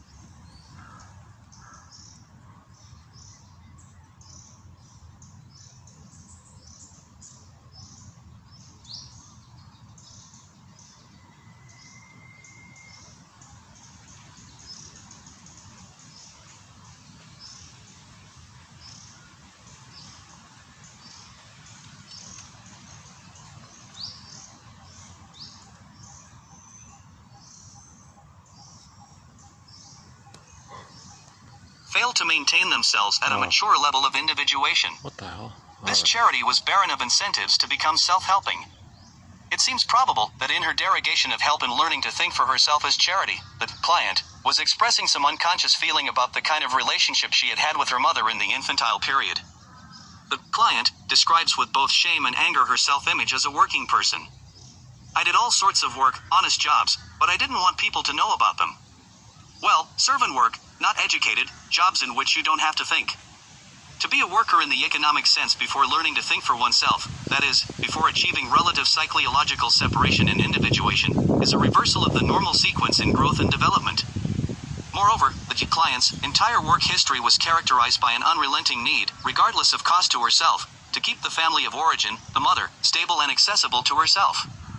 On the other hand, the mother both endorsed this pattern and made heinous acts of any of the client's meager attempts to separate. It is possible, then, that the client unconsciously felt that, within the psychodynamic matrix of her family, she had to be a worker first in order that the conditions for her being cared for, that is, the conditions essential to her existence, could be satisfied. The persistent symbiosis with her family, the matter of being a manual worker to the exclusion of any solid development of those ego capacities that normally induce separation and learning to think for oneself, and the fear for her very existence if she achieved separation, all seem strikingly similar to our formulations about the cultural history of slavery in this country. Let us return to the client's verbalized wish for help in learning to think for herself, which is a separation individuation process. The conscious wish is clearly present but is opposed by the equivalence she has established between help and charity, charity being a cultural provision of subsistence for those persons who have failed to be self-supporting. This would seem to imply that for the client, learning to think for herself, or, to restate in a different way, making the transition from the symbiosis with the mother to relative separation and individuation, had the unconscious meaning of having failed. It appears, therefore, that in the symbiotic phase of her first year of life, the client unconsciously felt that she had performed some function important to her mother, had worked for her mother, which as a separating and subsequently separated individual she would not be able to do and hence would have failed. As long as this function was unconsciously demanded by the mother and unconsciously performed by the patient, no true psychological development could occur. In the operation of the repetition compulsion, all new opportunities available to her in later childhood, adolescence, and adulthood became reenactments of the primary pathological symbiosis with the mother / when the employer is a psychologically immature person, as were the mother and John, the symbiosis persists. It persists not as a stage in development preparatory to appropriate separation, but as a fixation point suitable to the employer's needs, and separation occurs when and if the employer finds another object through whom to gratify his narcissistic dependency needs. The individual, so separated in infancy and early childhood, has no alternative but to seek another object with whom to reinstate the symbiosis. D. Hunter and C. Babcock, TQ 3237. That's why people complain that there's no personal development or real learning takes place in their jobs, right? Because they're operating out of the fixed place of serving the mother or serving the employer like that, right? All right. Oh, we got some scenery here. All right, cool. All right. Maybe you'll see the crane. One of the cranes there. Okay, that was 37, eh? Okay, this is a little although this is a little mushy, unclear to me fully. It does touch on this issue of symbiosis, right? What can happen if there's arrested development in the phase of symbiosis?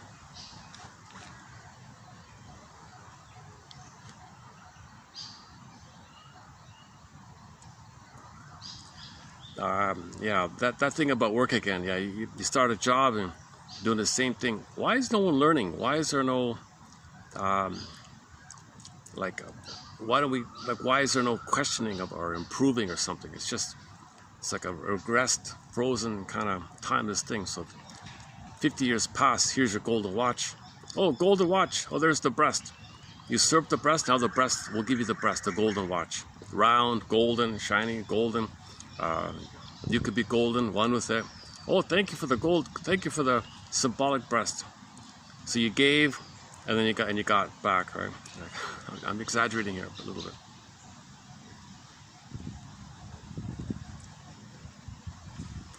So maybe that's why. Maybe, I don't know. I'm just throwing it out there. That's why maybe babies are removed from the mother. It's not supposed to happen. They're supposed to sever the cord and placenta. You might break the symbiosis.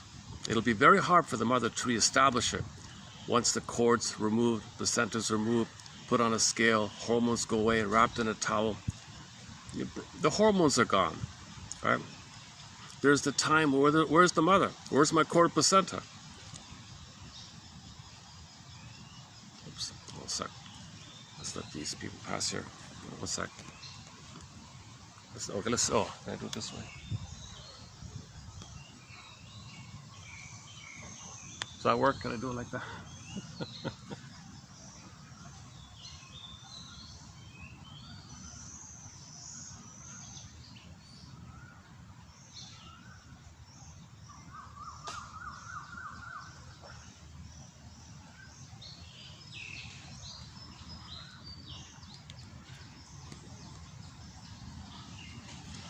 There's a bird watching club at the other side. Very serious. They got the nice cameras. They're waiting and waiting. Oh, jeez. Maybe I should change it up here. Where can I go here? The traffic in front of me is getting kind of busy here. What's that?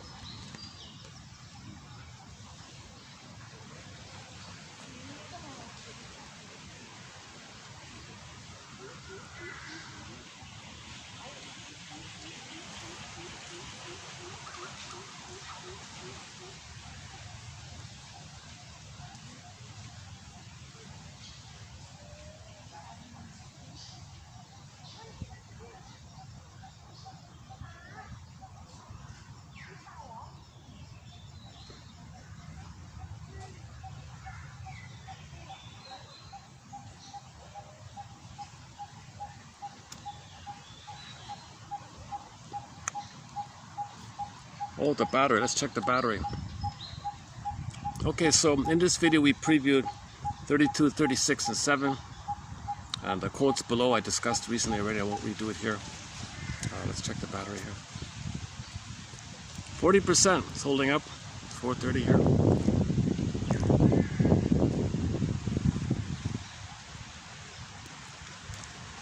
I know this could have been done. I know this could have been presented. Room for improvement. Room for calm. There's room for calmness. If I'm calmer, I would have presented this.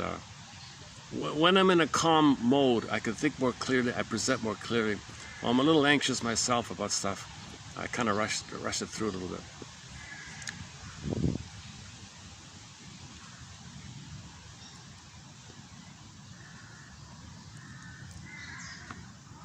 Should we? Okay, here's an idea. Let me just go to the file, the first 2 years of our file here. Let me just type in the word symbiosis, see what shows up here. Hold on a second.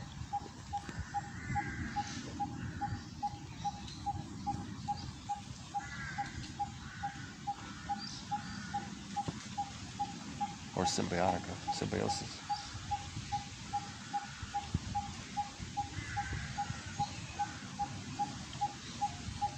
Okay, so let's just try symbiosis.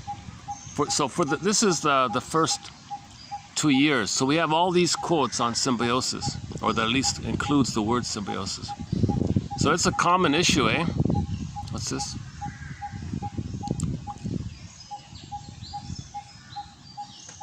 So imagine this times 3. So this is years 1 and 2. So I imagine years 3 and 4 would have a similar amount, and years 5 and 6 likewise. So it comes up a lot. This issue of symbiosis really comes up. But look at that, eh? Jesus. Should we just pick something?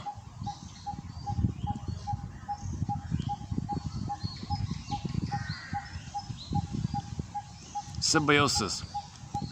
Symbiosis. An unresolved symbiotic attachment between the child and his mother. The attachment is initiated by the emotional immaturity of the mother, who uses the child to fulfill her own emotional needs. There it is again. Example, a mother feels guilty because while she covertly does things to block the child's development, she simultaneously tries to force the child to achievement. The child, once entangled, tries to perpetuate the symbiosis along with an opposite effort to grow up.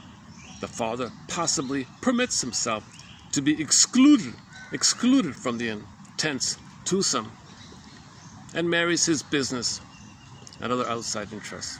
Yeah.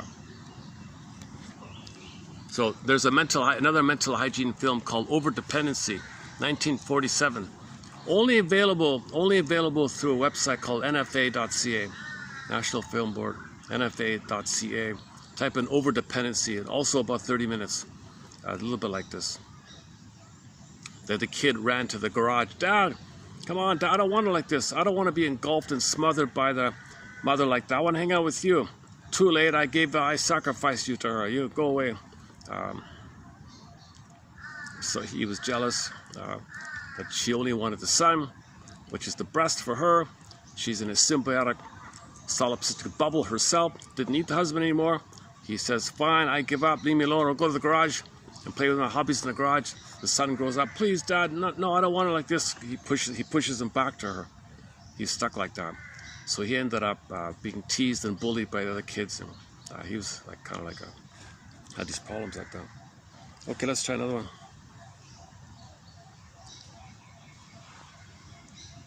Suffocating symbiosis.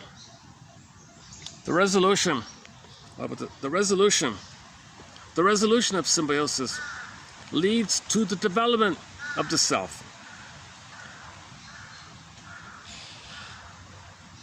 Okay, so that's what you want, right? All right.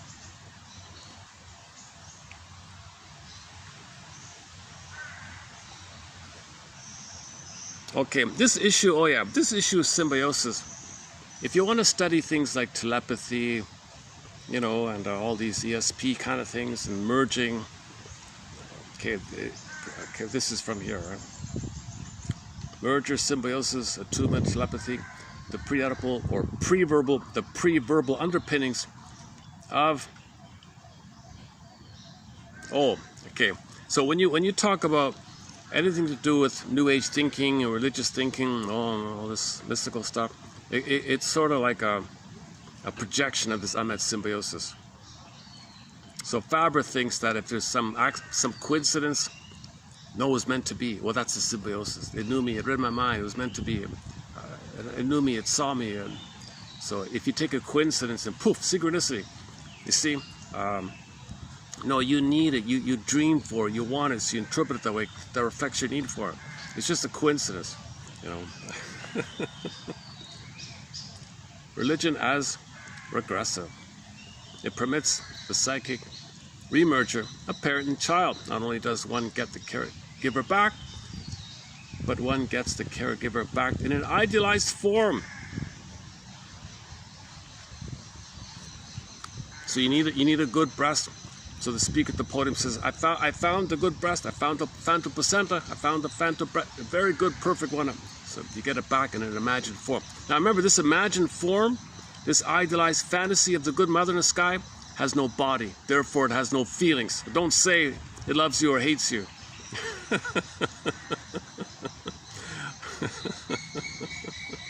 No quote-unquote ooey thing can love you or hate you, because it's a fantasy. It's okay. Oh, I lost it again. Let's not do the religious topic. That's a 10-hour topic with the whole religious thing. Jesus Christ.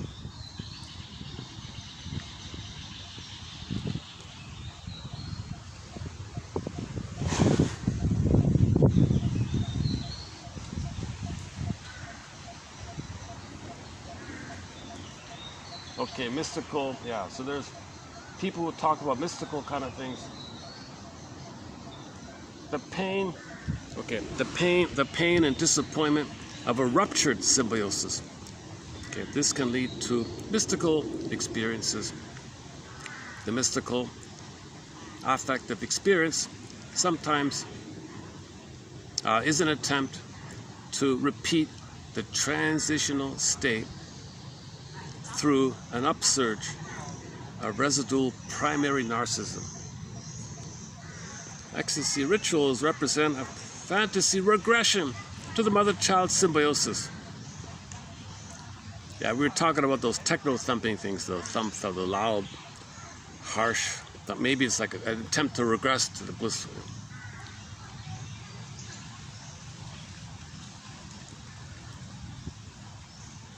Oops. I was really getting busy here.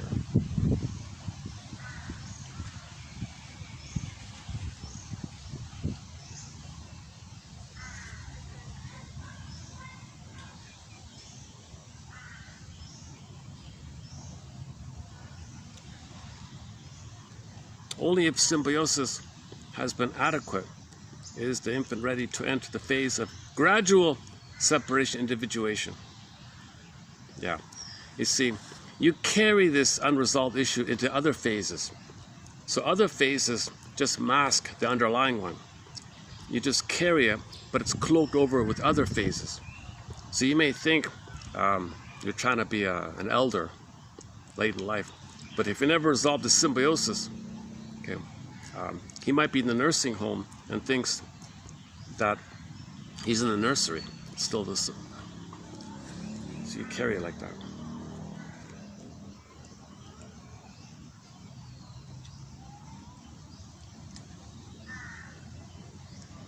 What's this one?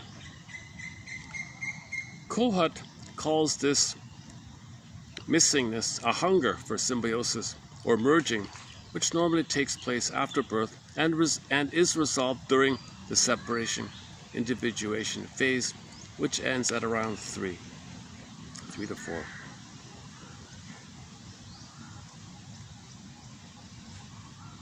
Okay, also known as undifferentiation, non-differentiation.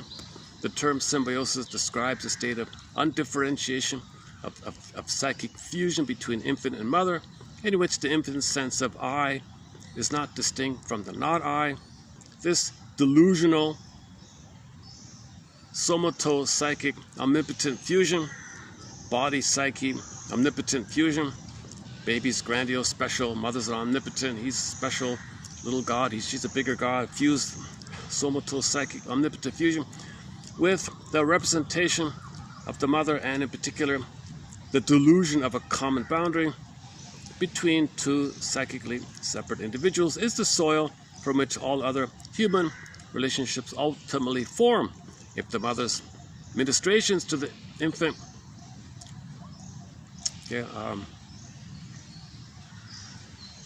discount the infant's needs and care is provided by what the mother needs, also known as Jocasta mothering. Oh, all right. The importance of an optimum symbiosis in fostering smooth hatching. Yeah, the importance. Oh, I lost it. Hang on. Okay. The importance of an optimum symbiosis. Optimum, positive, like normal, healthy.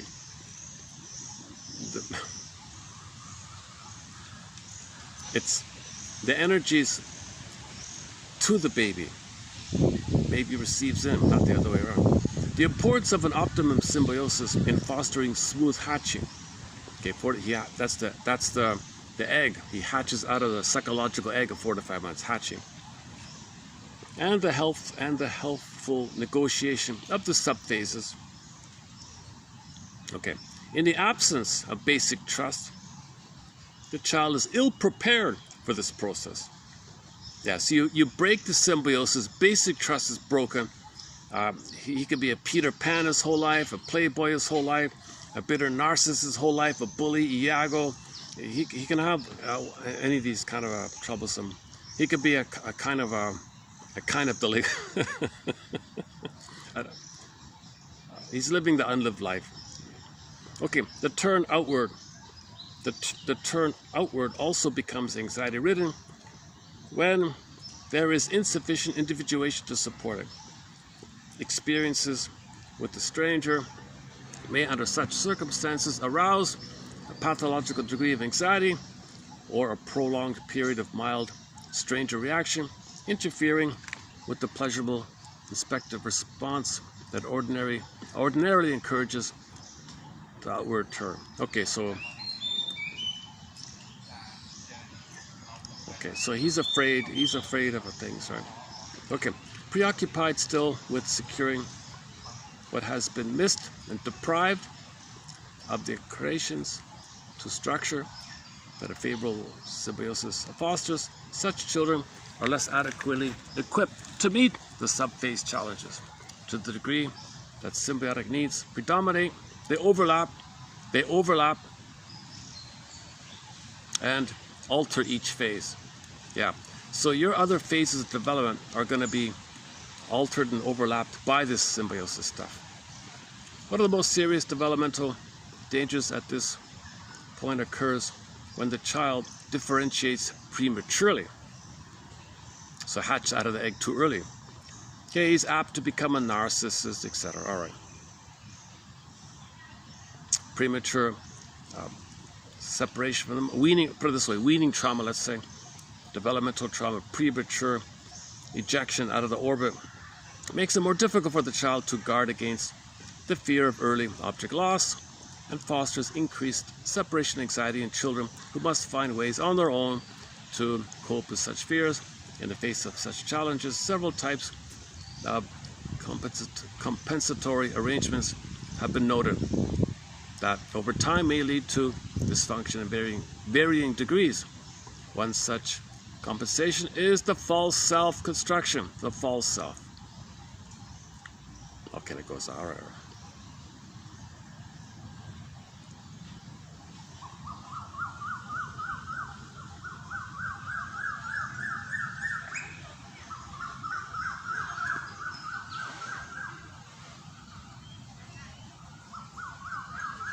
Okay, a little bit about Orestes.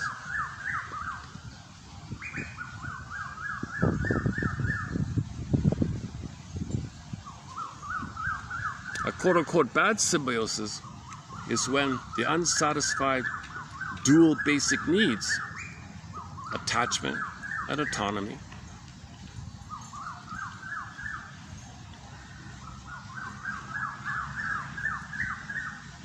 of the mother interact with those of the child. Yeah. So the mother wants connection and freedom. The baby needs connection and freedom. Mother doesn't have it. Baby needs it. Now you have a bad symbiosis. Stuck in the tar pit of a negative symbiosis. That's the phrase. That's somebody's phrase. Stuck in the tar pit of a negative symbiosis. Or he calls it a bad symbiosis.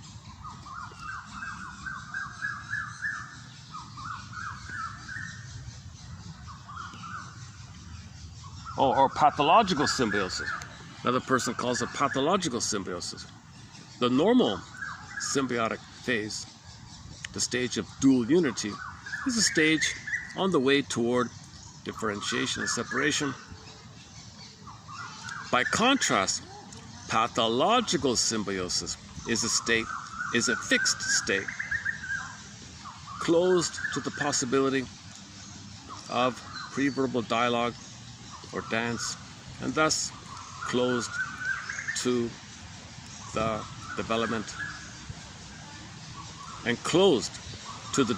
of true communication. Right. Yeah, that woman in her dreams, she had a problem, a lot of problems in that kind of area, the communication.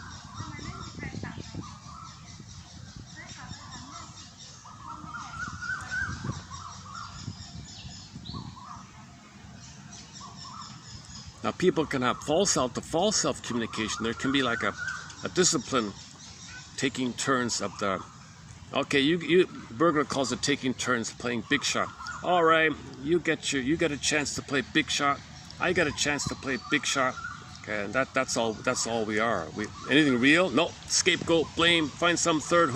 Let's agree to hate and shame someone, and then we take turns feeling important.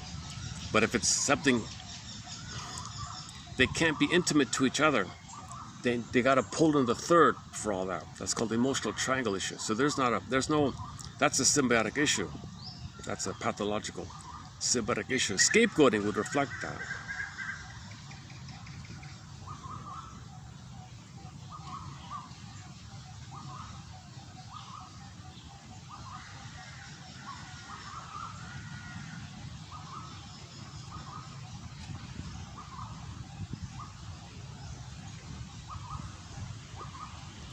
pathogenic symbiosis.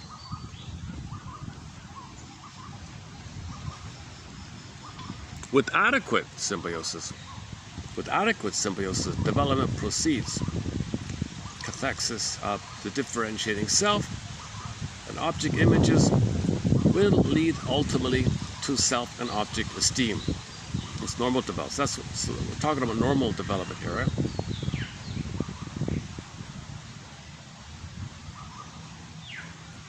Narcissism reflects deficits in the simultaneous and mutually enhancing elaboration of self and object esteem. Already in the symbiotic phase, there is pathogenic potential if symbiosis is not sufficiently gratifying. Cathexis of the self-object unit with value is essential at all phases and subphases of development to proceed normally. With adequate symbiosis, you get to I'm okay, you're okay. People with narcissism they didn't go through that any kind of phase. That's what the image means. He stares into the pool of water, he sees his reflection, and he's fixed there. That's the symbiosis. So in the narcissist myth, right? The guy sees his reflection, and he's staring there. He's fixed. He's one there. Symbiosis. He's waiting for mother to appear to see him. Then he can differentiate. There's no other. He's still one in the beginning. The baby and the breast are one, symbiotic. If things are normal, mother will appear. Oh, I see you. I see you. I see how you see me. I see that you see that I see you. There's a back and forth that leads to differentiation. If mother never sees the child, he's stuck there, fixated there. He turns into the little white flower. His soul, disassociated, disembodied feminine echo, turns to stone, becomes a statue. Okay, and that's why when you go to canyons and you say hello, hello, you hear the echo.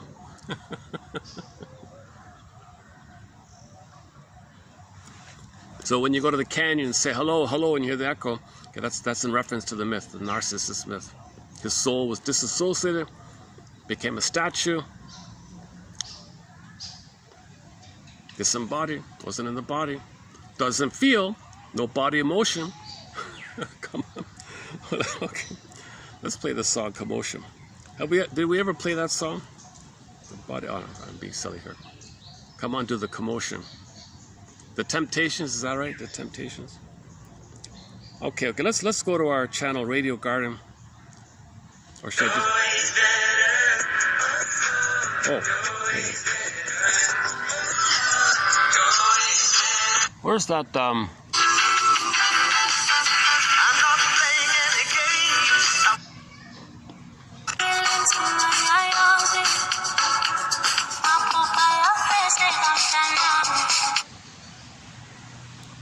When he's about to go, that sounds like...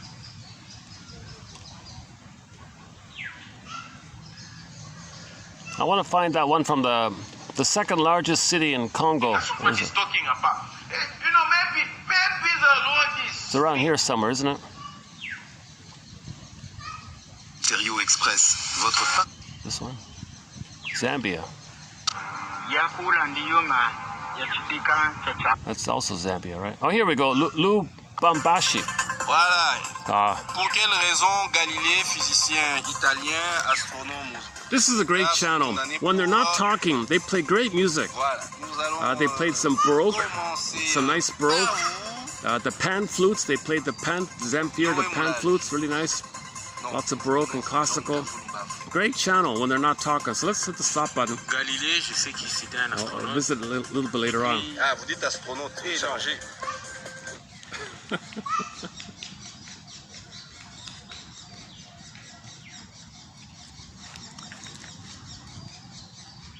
Should we do some more symbiotic quotes? Okay, hang on. All right, you talked me into. It's been a long time since we talked about symbiosis. Yeah.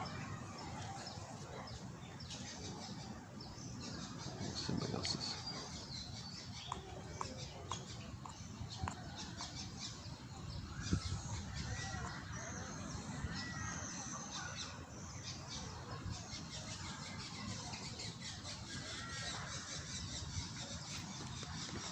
Symbiosis represents a narcissistic object relationship timelessness, disassociation. Symbiosis is silent, quote unquote. It aims at rigid control of an other in order to evade any rupture of the narcissistic relationship.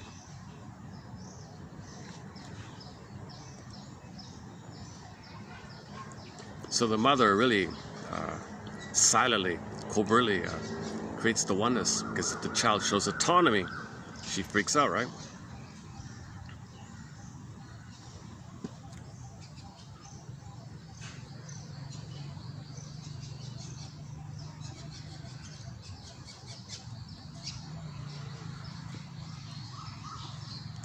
A healthy mother who could regress into symbiosis as her baby requires this.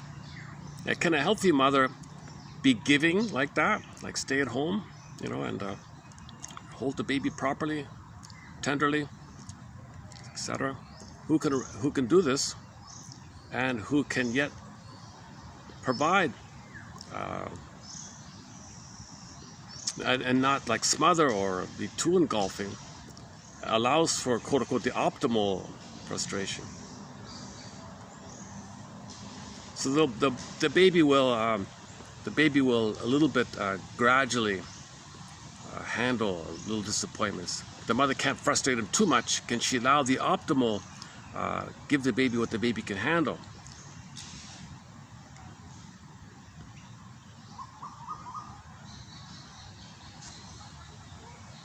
I don't think the mother needs to deliberately frustrate the baby. That's maybe some kind of debate there, I don't know.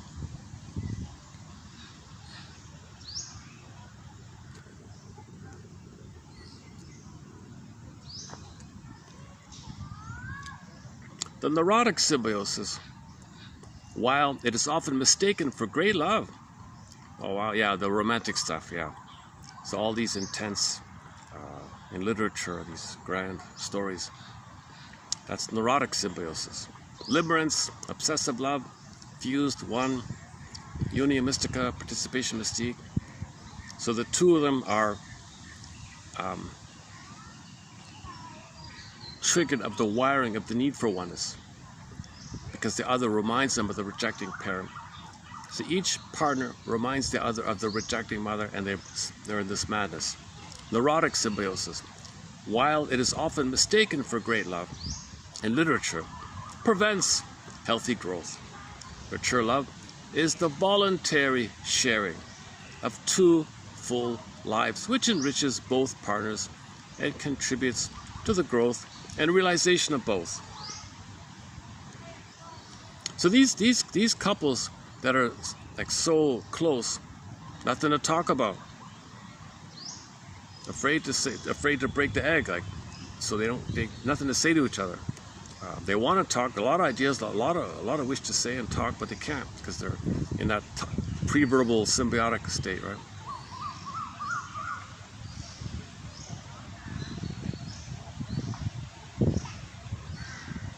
Okay, let's do that over here.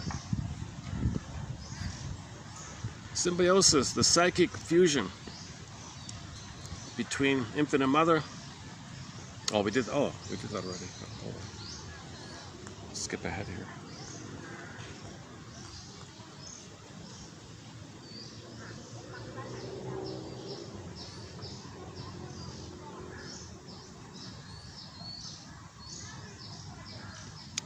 Well, let's just pick a random one here. The reality that the omnipotent symbiosis of the mother cannot be maintained. Let's see. Okay. The wish to regain the lost symbiosis may manifest itself in a sense of disillusionment with the failed partner. The wish to regain the lost symbiosis may manifest itself in the sense of disillusionment with the failed partner. Fear of separation generates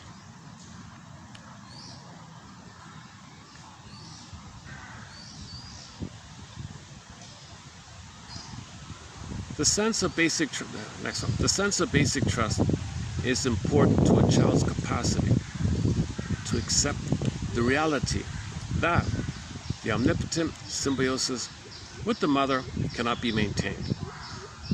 Yeah, so you can accept reality. When you get your phase met, oh, mother's not a god, okay, reality. You didn't get that, no, look for, go to the building, and oh, I found it in the sky. It loves you, the thing in the sky loves you. Once again, this imagine the sky is not a body, it can't love you. Again, the sense of basic trust is important to the child's capacity to accept the reality that the omnipotent symbiosis can be maintained.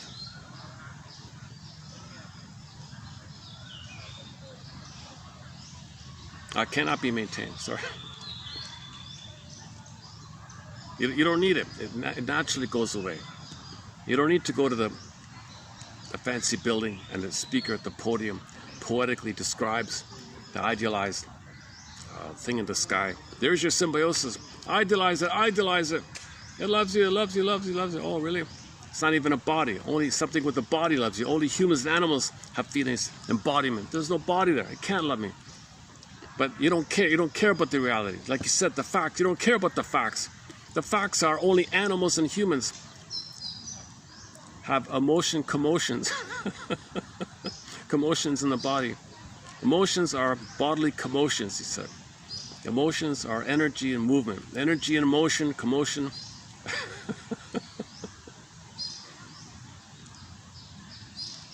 That's definitely a new one today about the psychology of religion.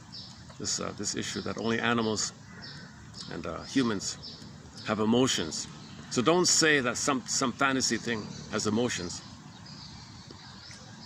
So no imaginary thing loves you or hates you up there.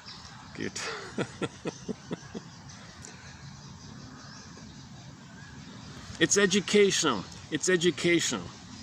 It's code for your need for oneness wasn't met. So you interview the mother. Mother, it seems you didn't give me the oneness. What happened? Give me the truth. Come on. I don't want to talk about it. Come on. You got to get the key. You got to grab the key out of the secret. Come on. You got to pull. Robert Bly says you got to make an effort. She's not going to voluntarily tell you. She's not going to voluntarily give you the key, the secret. The key is under mother's pillow, unconscious. She doesn't even know it herself. So you got to make an effort to fight. Come on. Tell me the truth. I won't blame you. I want the facts. Give me the facts. Tell me about the birth. Tell me about the pregnancy. All that led up to it. Tell me all the details. Don't leave anything out.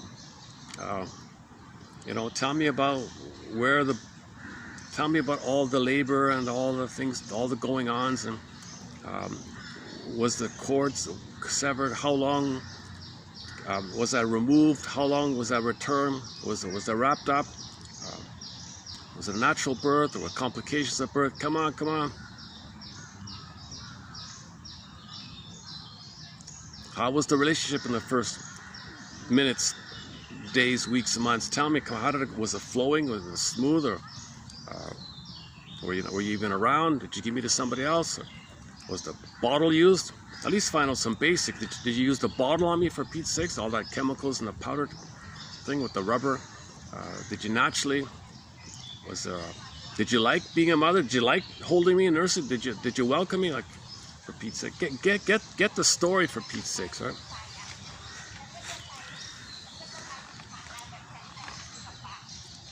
Some analyze the psychological source of religious feelings and attribute them to manifestations of the pre-verbal symbiosis with the mother without directly dealing with the metaphysical implications of this explanation. Okay, let's not get in there.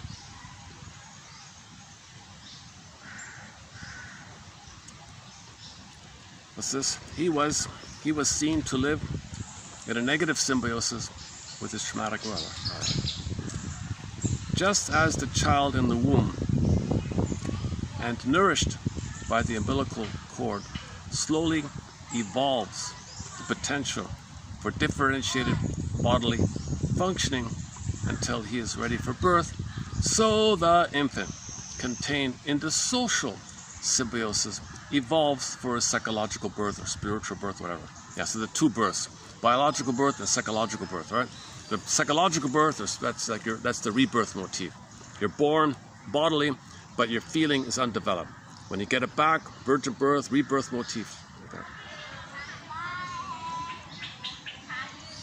Yeah, this is the ideal time, eh? Go to this park. Otherwise, eh? When I get here early, there's very few people. Now it's packed. Oh, let me turn the chair. You know what? I'm gonna have to. Let me move it to the other side there. One second. Other side.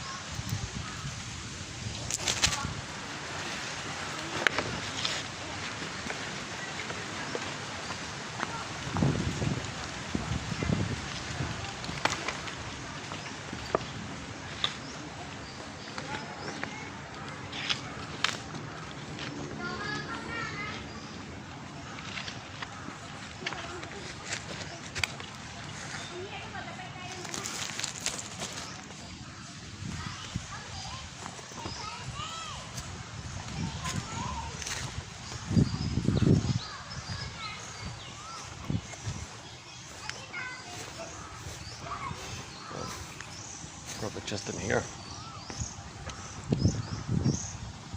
There's a couple there. Let's go here.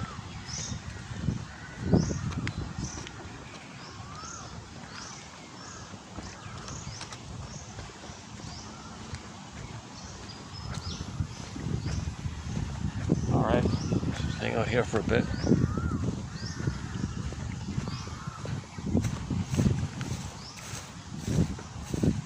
Oh, I see where I am. Oh, that's the... Okay, that's the other gate over there. Yeah.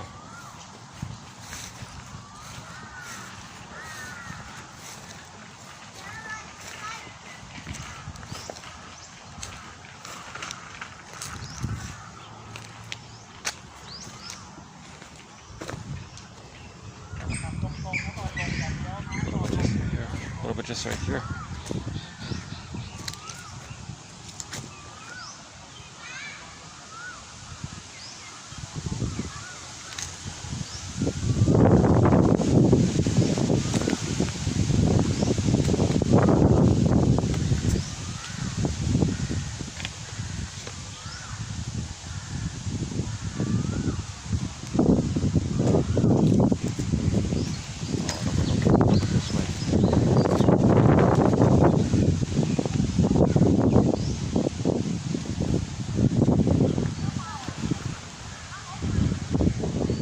How's the lighting this way?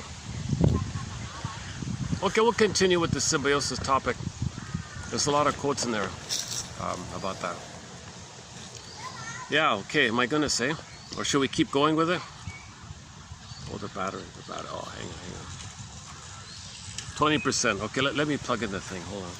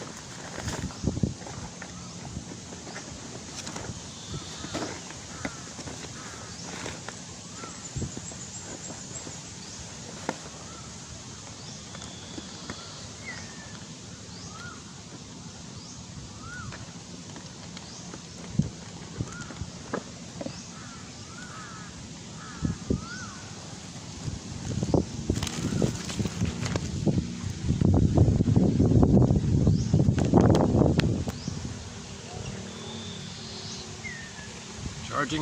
All right.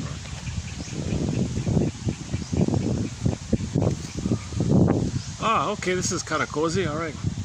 That's got about an hour, eh? Let's see, what time is it?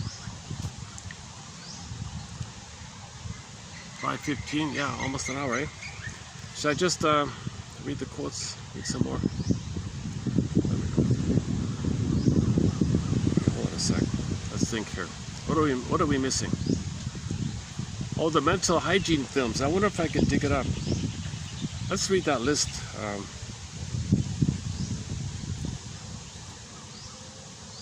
See if I can. Oh, symbiosis. Oh, hang on. Symbiosis. Okay, let's do some more symbiosis.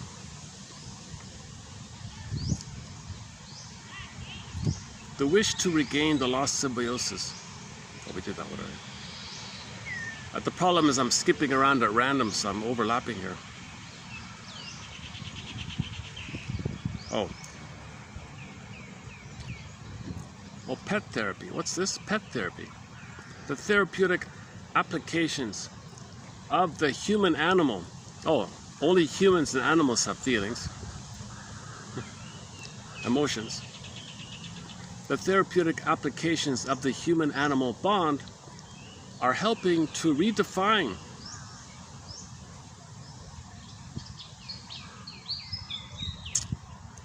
us to understand our interactions, including physiological, psychological. All right. Oh, couple A's negative symbiosis was reinforced by subtle and somewhat hurtful teasing, while couple B's negative symbiosis was reinforced by more overt hurtful actions. Both couples are relating out of, quote, hostile dependency due to lack of self-awareness. Stern 85 has viewed symbiosis as a response to a lack of attunement between mother and child during the child's infancy.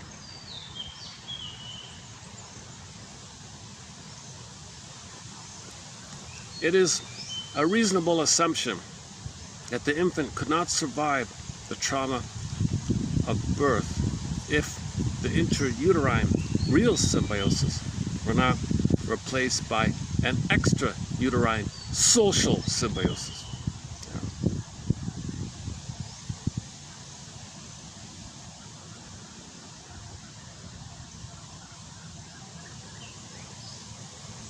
So the baby needs a once the mother.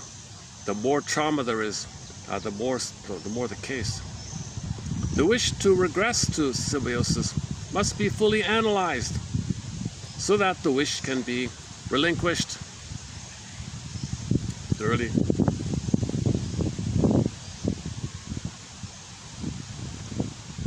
where are we here? Symbiosis, incorporation of a symptom into the ego, which it is accepted as part of the personality, as the paranoiac's delusions of grandeur, which afford gratification of his narcissism. Incorporation of a symptom into the mind, which it is accepted as part of the personality, as his delusions of grandeur. Oh, which afford gratification of narcissism. Okay, if you have unmet symbiosis, your personality may be all these grand this and grand that, maybe like a lot of that grandiose kind of things. As a defense against memories of his original experience of failed dependency or failed symbiosis, okay, he becomes a narcissist. All right. A force-feeding woman. A forced feeding. The mother who force feeds. She's invasive and keeps her child from growing out of the symbiosis with her. A symbiosis which impedes the child's ability to form their own identity. Yeah, so this scheduled stuff, forced feeding, Okay, the child can't get it. The child won't be able to get out of the symbiosis. The child, if the mother forces it on it with the force feeding. But okay.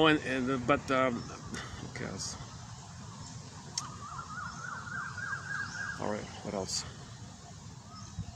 The very plausibility of origin myths lies in the intrauterine amniotic nirvana, womb utopia, postnatal symbiosis with mother, subsequent expulsion, the fact and realization that one is indeed psychologically separate from the mother, and then the first love triangle. All right, so that's a lot of our stories, myths, fairy tales, religious stories. Okay, those three mainly refer to child development, symbiosis, oneness, either or, identification to aggressor, things like that. So these are all code for child development. As a defense against massive anxiety, to soothe it away, clients sometimes regress to emotional symbiosis, wishes as expressed in their poems and fantasies. Poems and fantasies. Oh, we're one, we're floating together. Okay, play the music video. Love How You Love Me. Oh, I had to trim that out. I played that video. Copyrighted, blocked. I couldn't play it. I could play it straight in the video, but I can't make a short of it. Even under 1 minute, I couldn't even. They don't allow any shorts for that video. Even like 5 seconds or something. Oh, Paradise Lost refers to the child's first realization of differentiation. Yeah. She only accepted the symbiosis.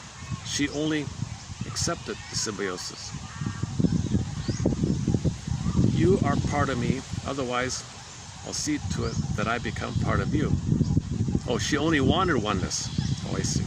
As soon as you lit your pipe, you did something I don't, and the symbiosis was destroyed. Okay, I remember this. This was the client who wanted oneness with the shrink, and they thought they were like on the same page. One day he did something different and broke the oneness. She got enraged at him. Or she realized that he had an oral fixation and he wasn't one with her. If he's turning to the pipe, right? Symbiosis points to the dynamics of two identities grown together.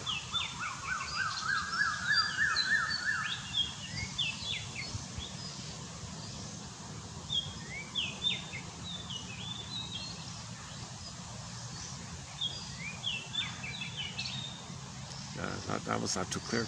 In normal development, a healthy symbiosis slowly yields to separation and growth. We did that one already. A consequence of her obsession is an arrested symbiosis, in which mother and daughter are sharing a life, a double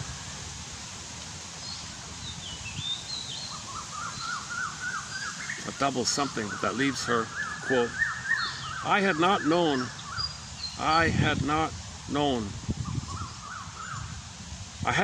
we were to share but one life between us, so that the fuller mine is, the more empty she is. Oh, I see. So this is another mother-daughter thing. The happier she was, the emptier she was. She didn't know this, or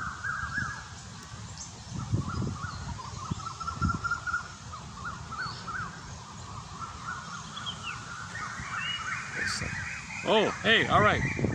There's a baby, can we get him in? The baby monitor lizard there. Oh, I missed it, eh? It's going in the water.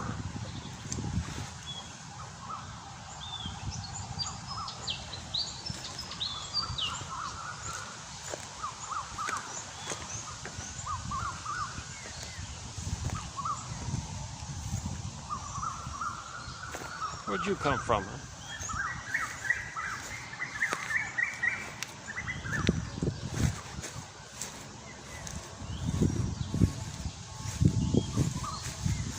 getting him in? Where is it?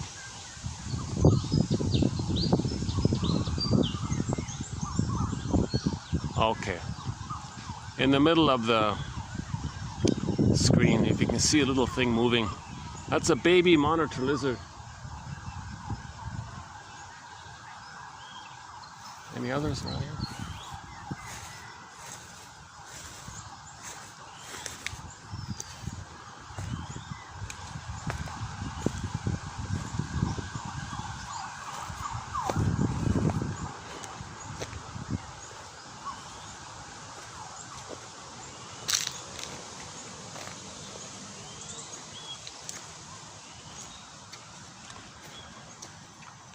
Yeah, there's one of the massive turtles on the other side. Yeah.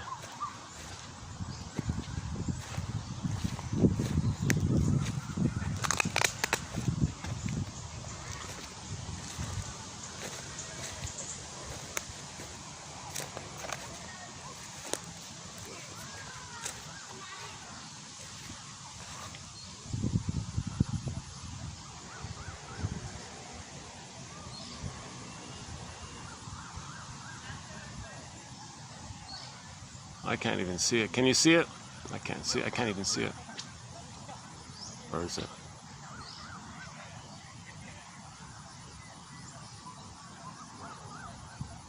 Can you see it? Can you see like a...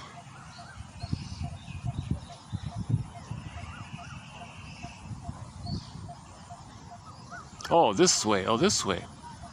Oh, there it is. Okay. Do you see like a little black ball on the mound there, on the opposite end, just sitting there? He's looking towards the white building. He's pointing towards the white building, sort of midway in the screen, just a couple of feet forward, ahead from the edge, the shore there. This is ridiculous.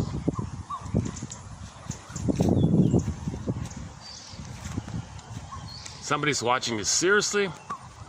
You're showing us a turtle we can't see?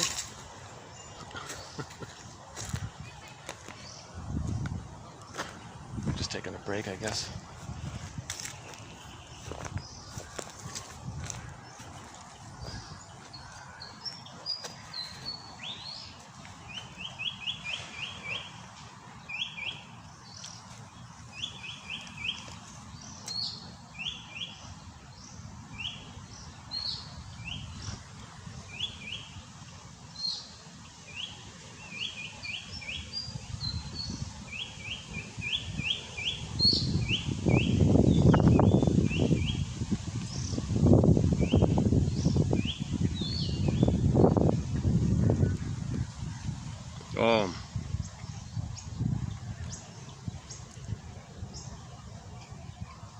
Emotional eating. What about emotional eating here? Where is it? Oh, I lost it. Oh, where is it? Where'd it go?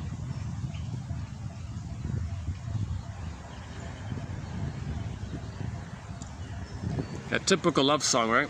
The archaic wish for symbiosis. Quote, when I first saw you, I had a feeling of emptiness inside myself. That's something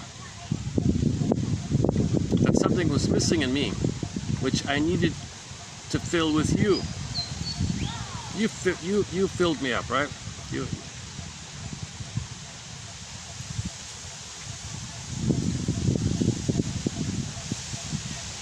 Oh, locomotion. The entire riddle is about locomotion, moving away from the mother, and in answering it, Oedipus establishes his identity. Instead of being devoured or re-establishing the symbiosis, the child is rid of the symbiotic incubus. Okay, so the riddle is about development, right? What walks on 4, 2, and 3 developments, locomotion. I can't see it here. There was one about eating. problematic symbiosis can lead to emotional eating. Where'd it go here? I lost it.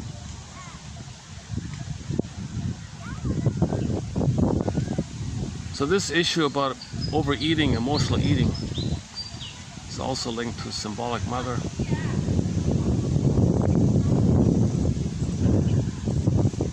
No matter how many cookies you eat, you're not going to have that experience of having your symbiotic needs met with your mother. But you might put yourself in a temporary food trance. But that's not the real oneness. It's a synthetic, painful, numbing phenomena.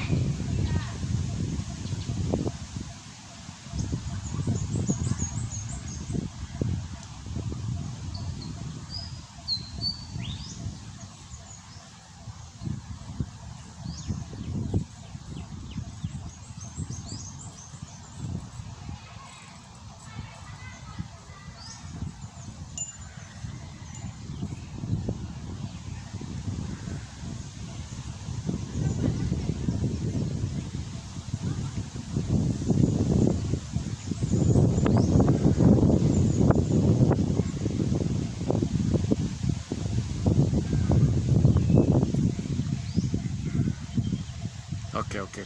So there's an assortment of quotes like that. That's the benefit if you get this collection. You can just fish around conveniently.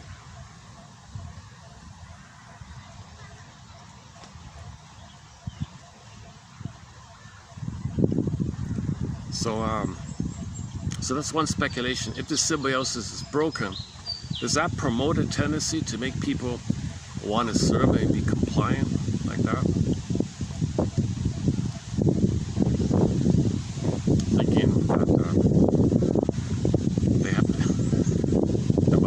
Mother needs us, so they have to give it in order to get.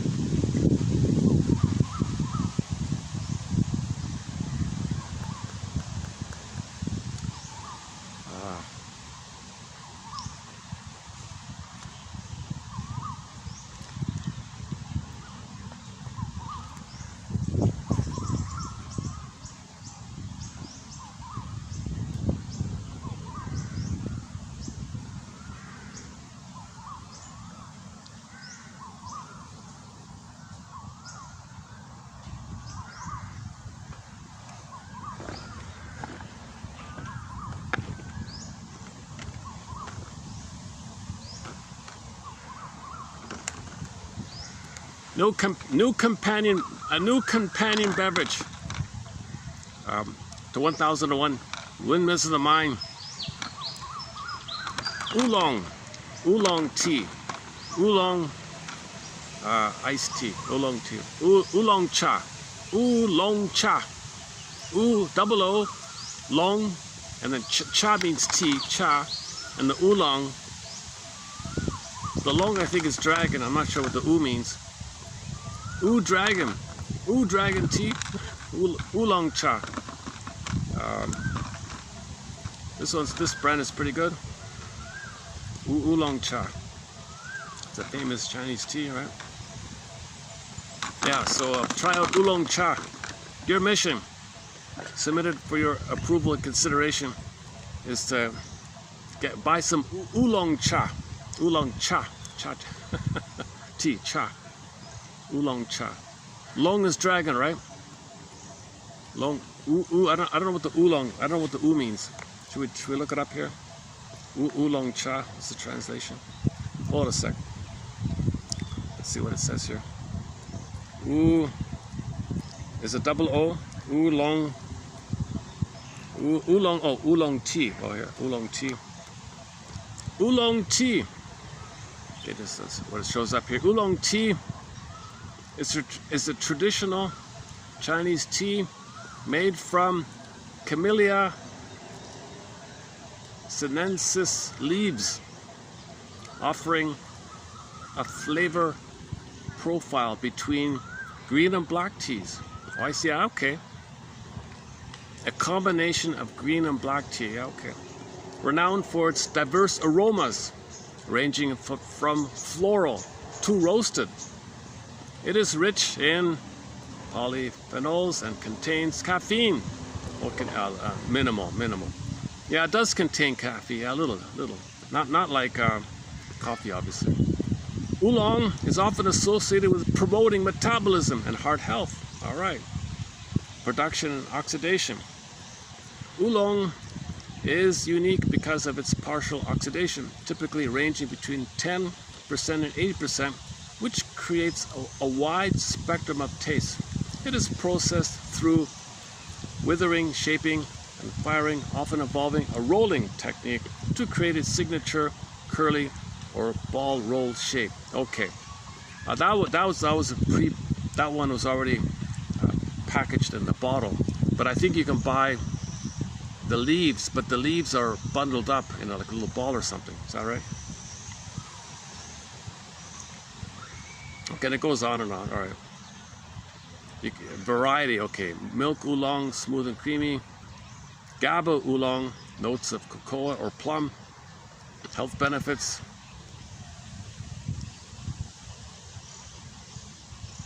Okay. Oh, it is best brewed using a special method. Gong fu cha. Oh, gong fu cha. Gong fu cha. Oh, kung fu tea, gong fu cha method. Small teapot, multiple short infusions. It is best brewed using the gong fu cha method, i.e. small teapot and multiple short infusions. All right.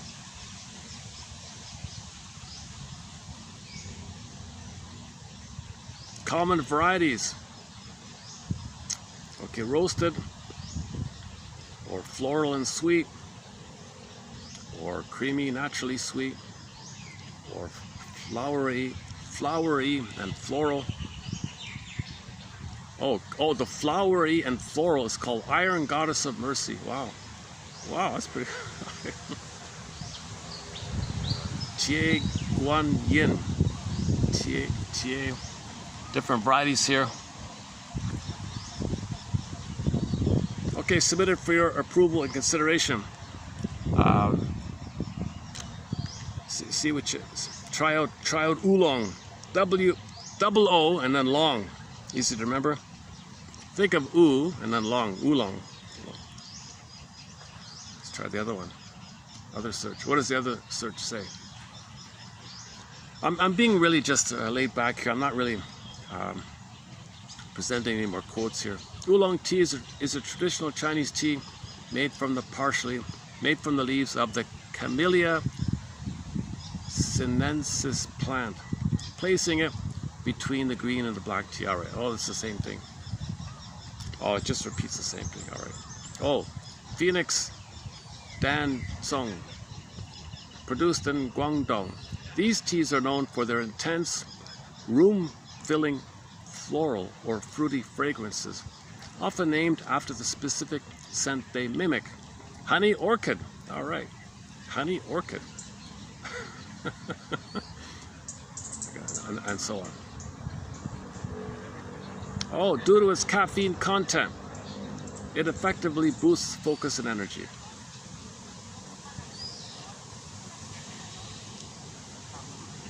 For standard brewing, steep for 3 to 5 minutes. Oh, for the kung fu style. So there's a kung fu version, or they call it gong fu. In the West it's kung fu, but in China it's gong fu. The gong fu or the kung fu style of this tea, or version or variation of this tea, uses more leaves, and there are more short infusions using that the smaller, the special pot. Right? Notable brands. Okay, make a list of brands here.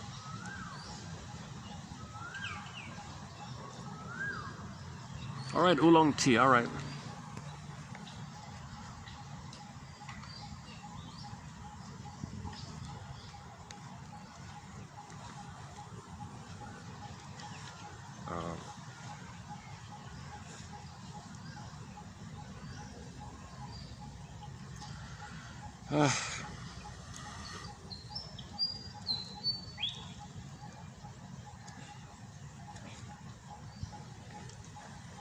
Last time I was here, I was feeling like fresh and present, excited to do the video.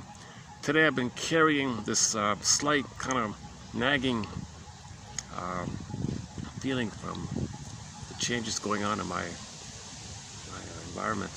So I'm kind of like,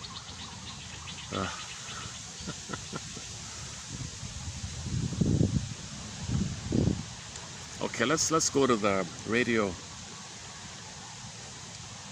Let's go back to Radio Garden. It's a great website. Radio Garden.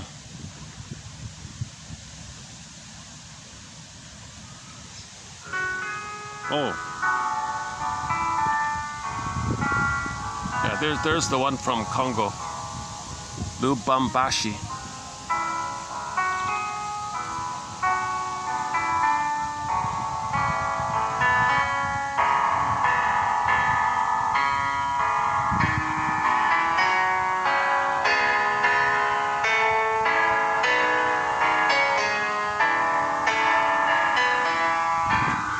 That's a pass. What happened there? That's the first really bad song they've had. Usually they're good. The huge gap between potential. Zambia. What about Zambia? One Love. And over here in stagnation world, it's because it's not quite possible. I've tried. I've given it up. I've become cynical. Well, some kind of lecture. You've heard it with young believers that come along. You go, yeah. Oh no! Seriously, the plundering. All right. Let's go back to this piano mess. Rachmaninoff or something like that.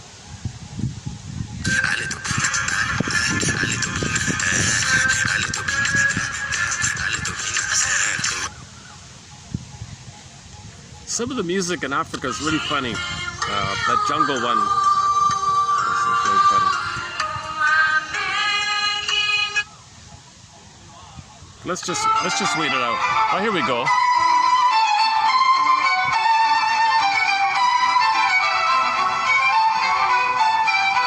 Oh, that's more like it. That's what I'm talking about here.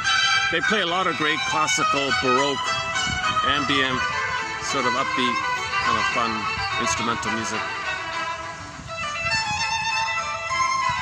I don't recognize the composer, but I'm sure it might show up on the copyright.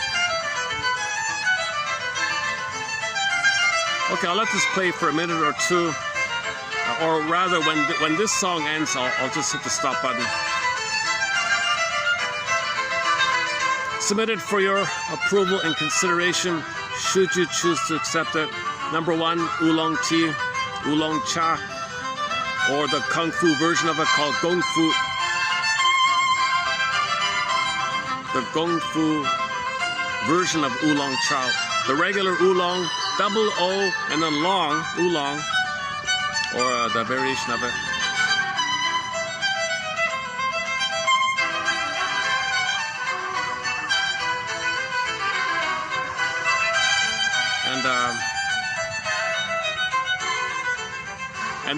And then choose one. Either something about symbiosis or something about those TV shows we played. One where the guy said emotions are in the body. Only animals and humans have these bodies. So that part, or the other one where the guy talked about how his fantasies became guiding influences for his behavior. What kind of fantasies? Where did he get these fantasies? Why does he have these crazy fantasies? That one there. So that's from the Searchlights on Delinquency series, and the other one called The Great Ideas series from San Francisco. So one from San Francisco, The Great Ideas, and one from Chicago called Searchlights on Delinquency. Those ones there. That one about the little rich boy, the shrink on there was pitiful. He said nothing.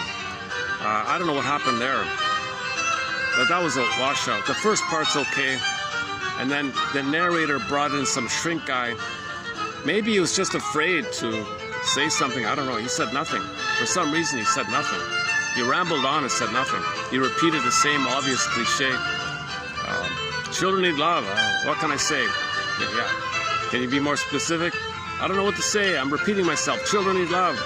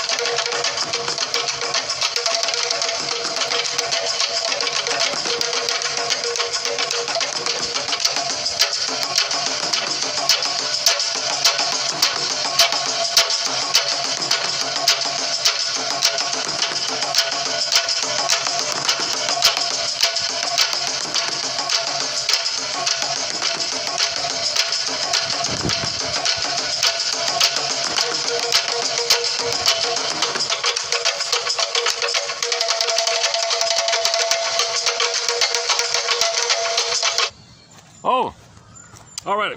All right. Thanks very much. Metaphors be with you. And I'll see you in the next video. Thanks very much.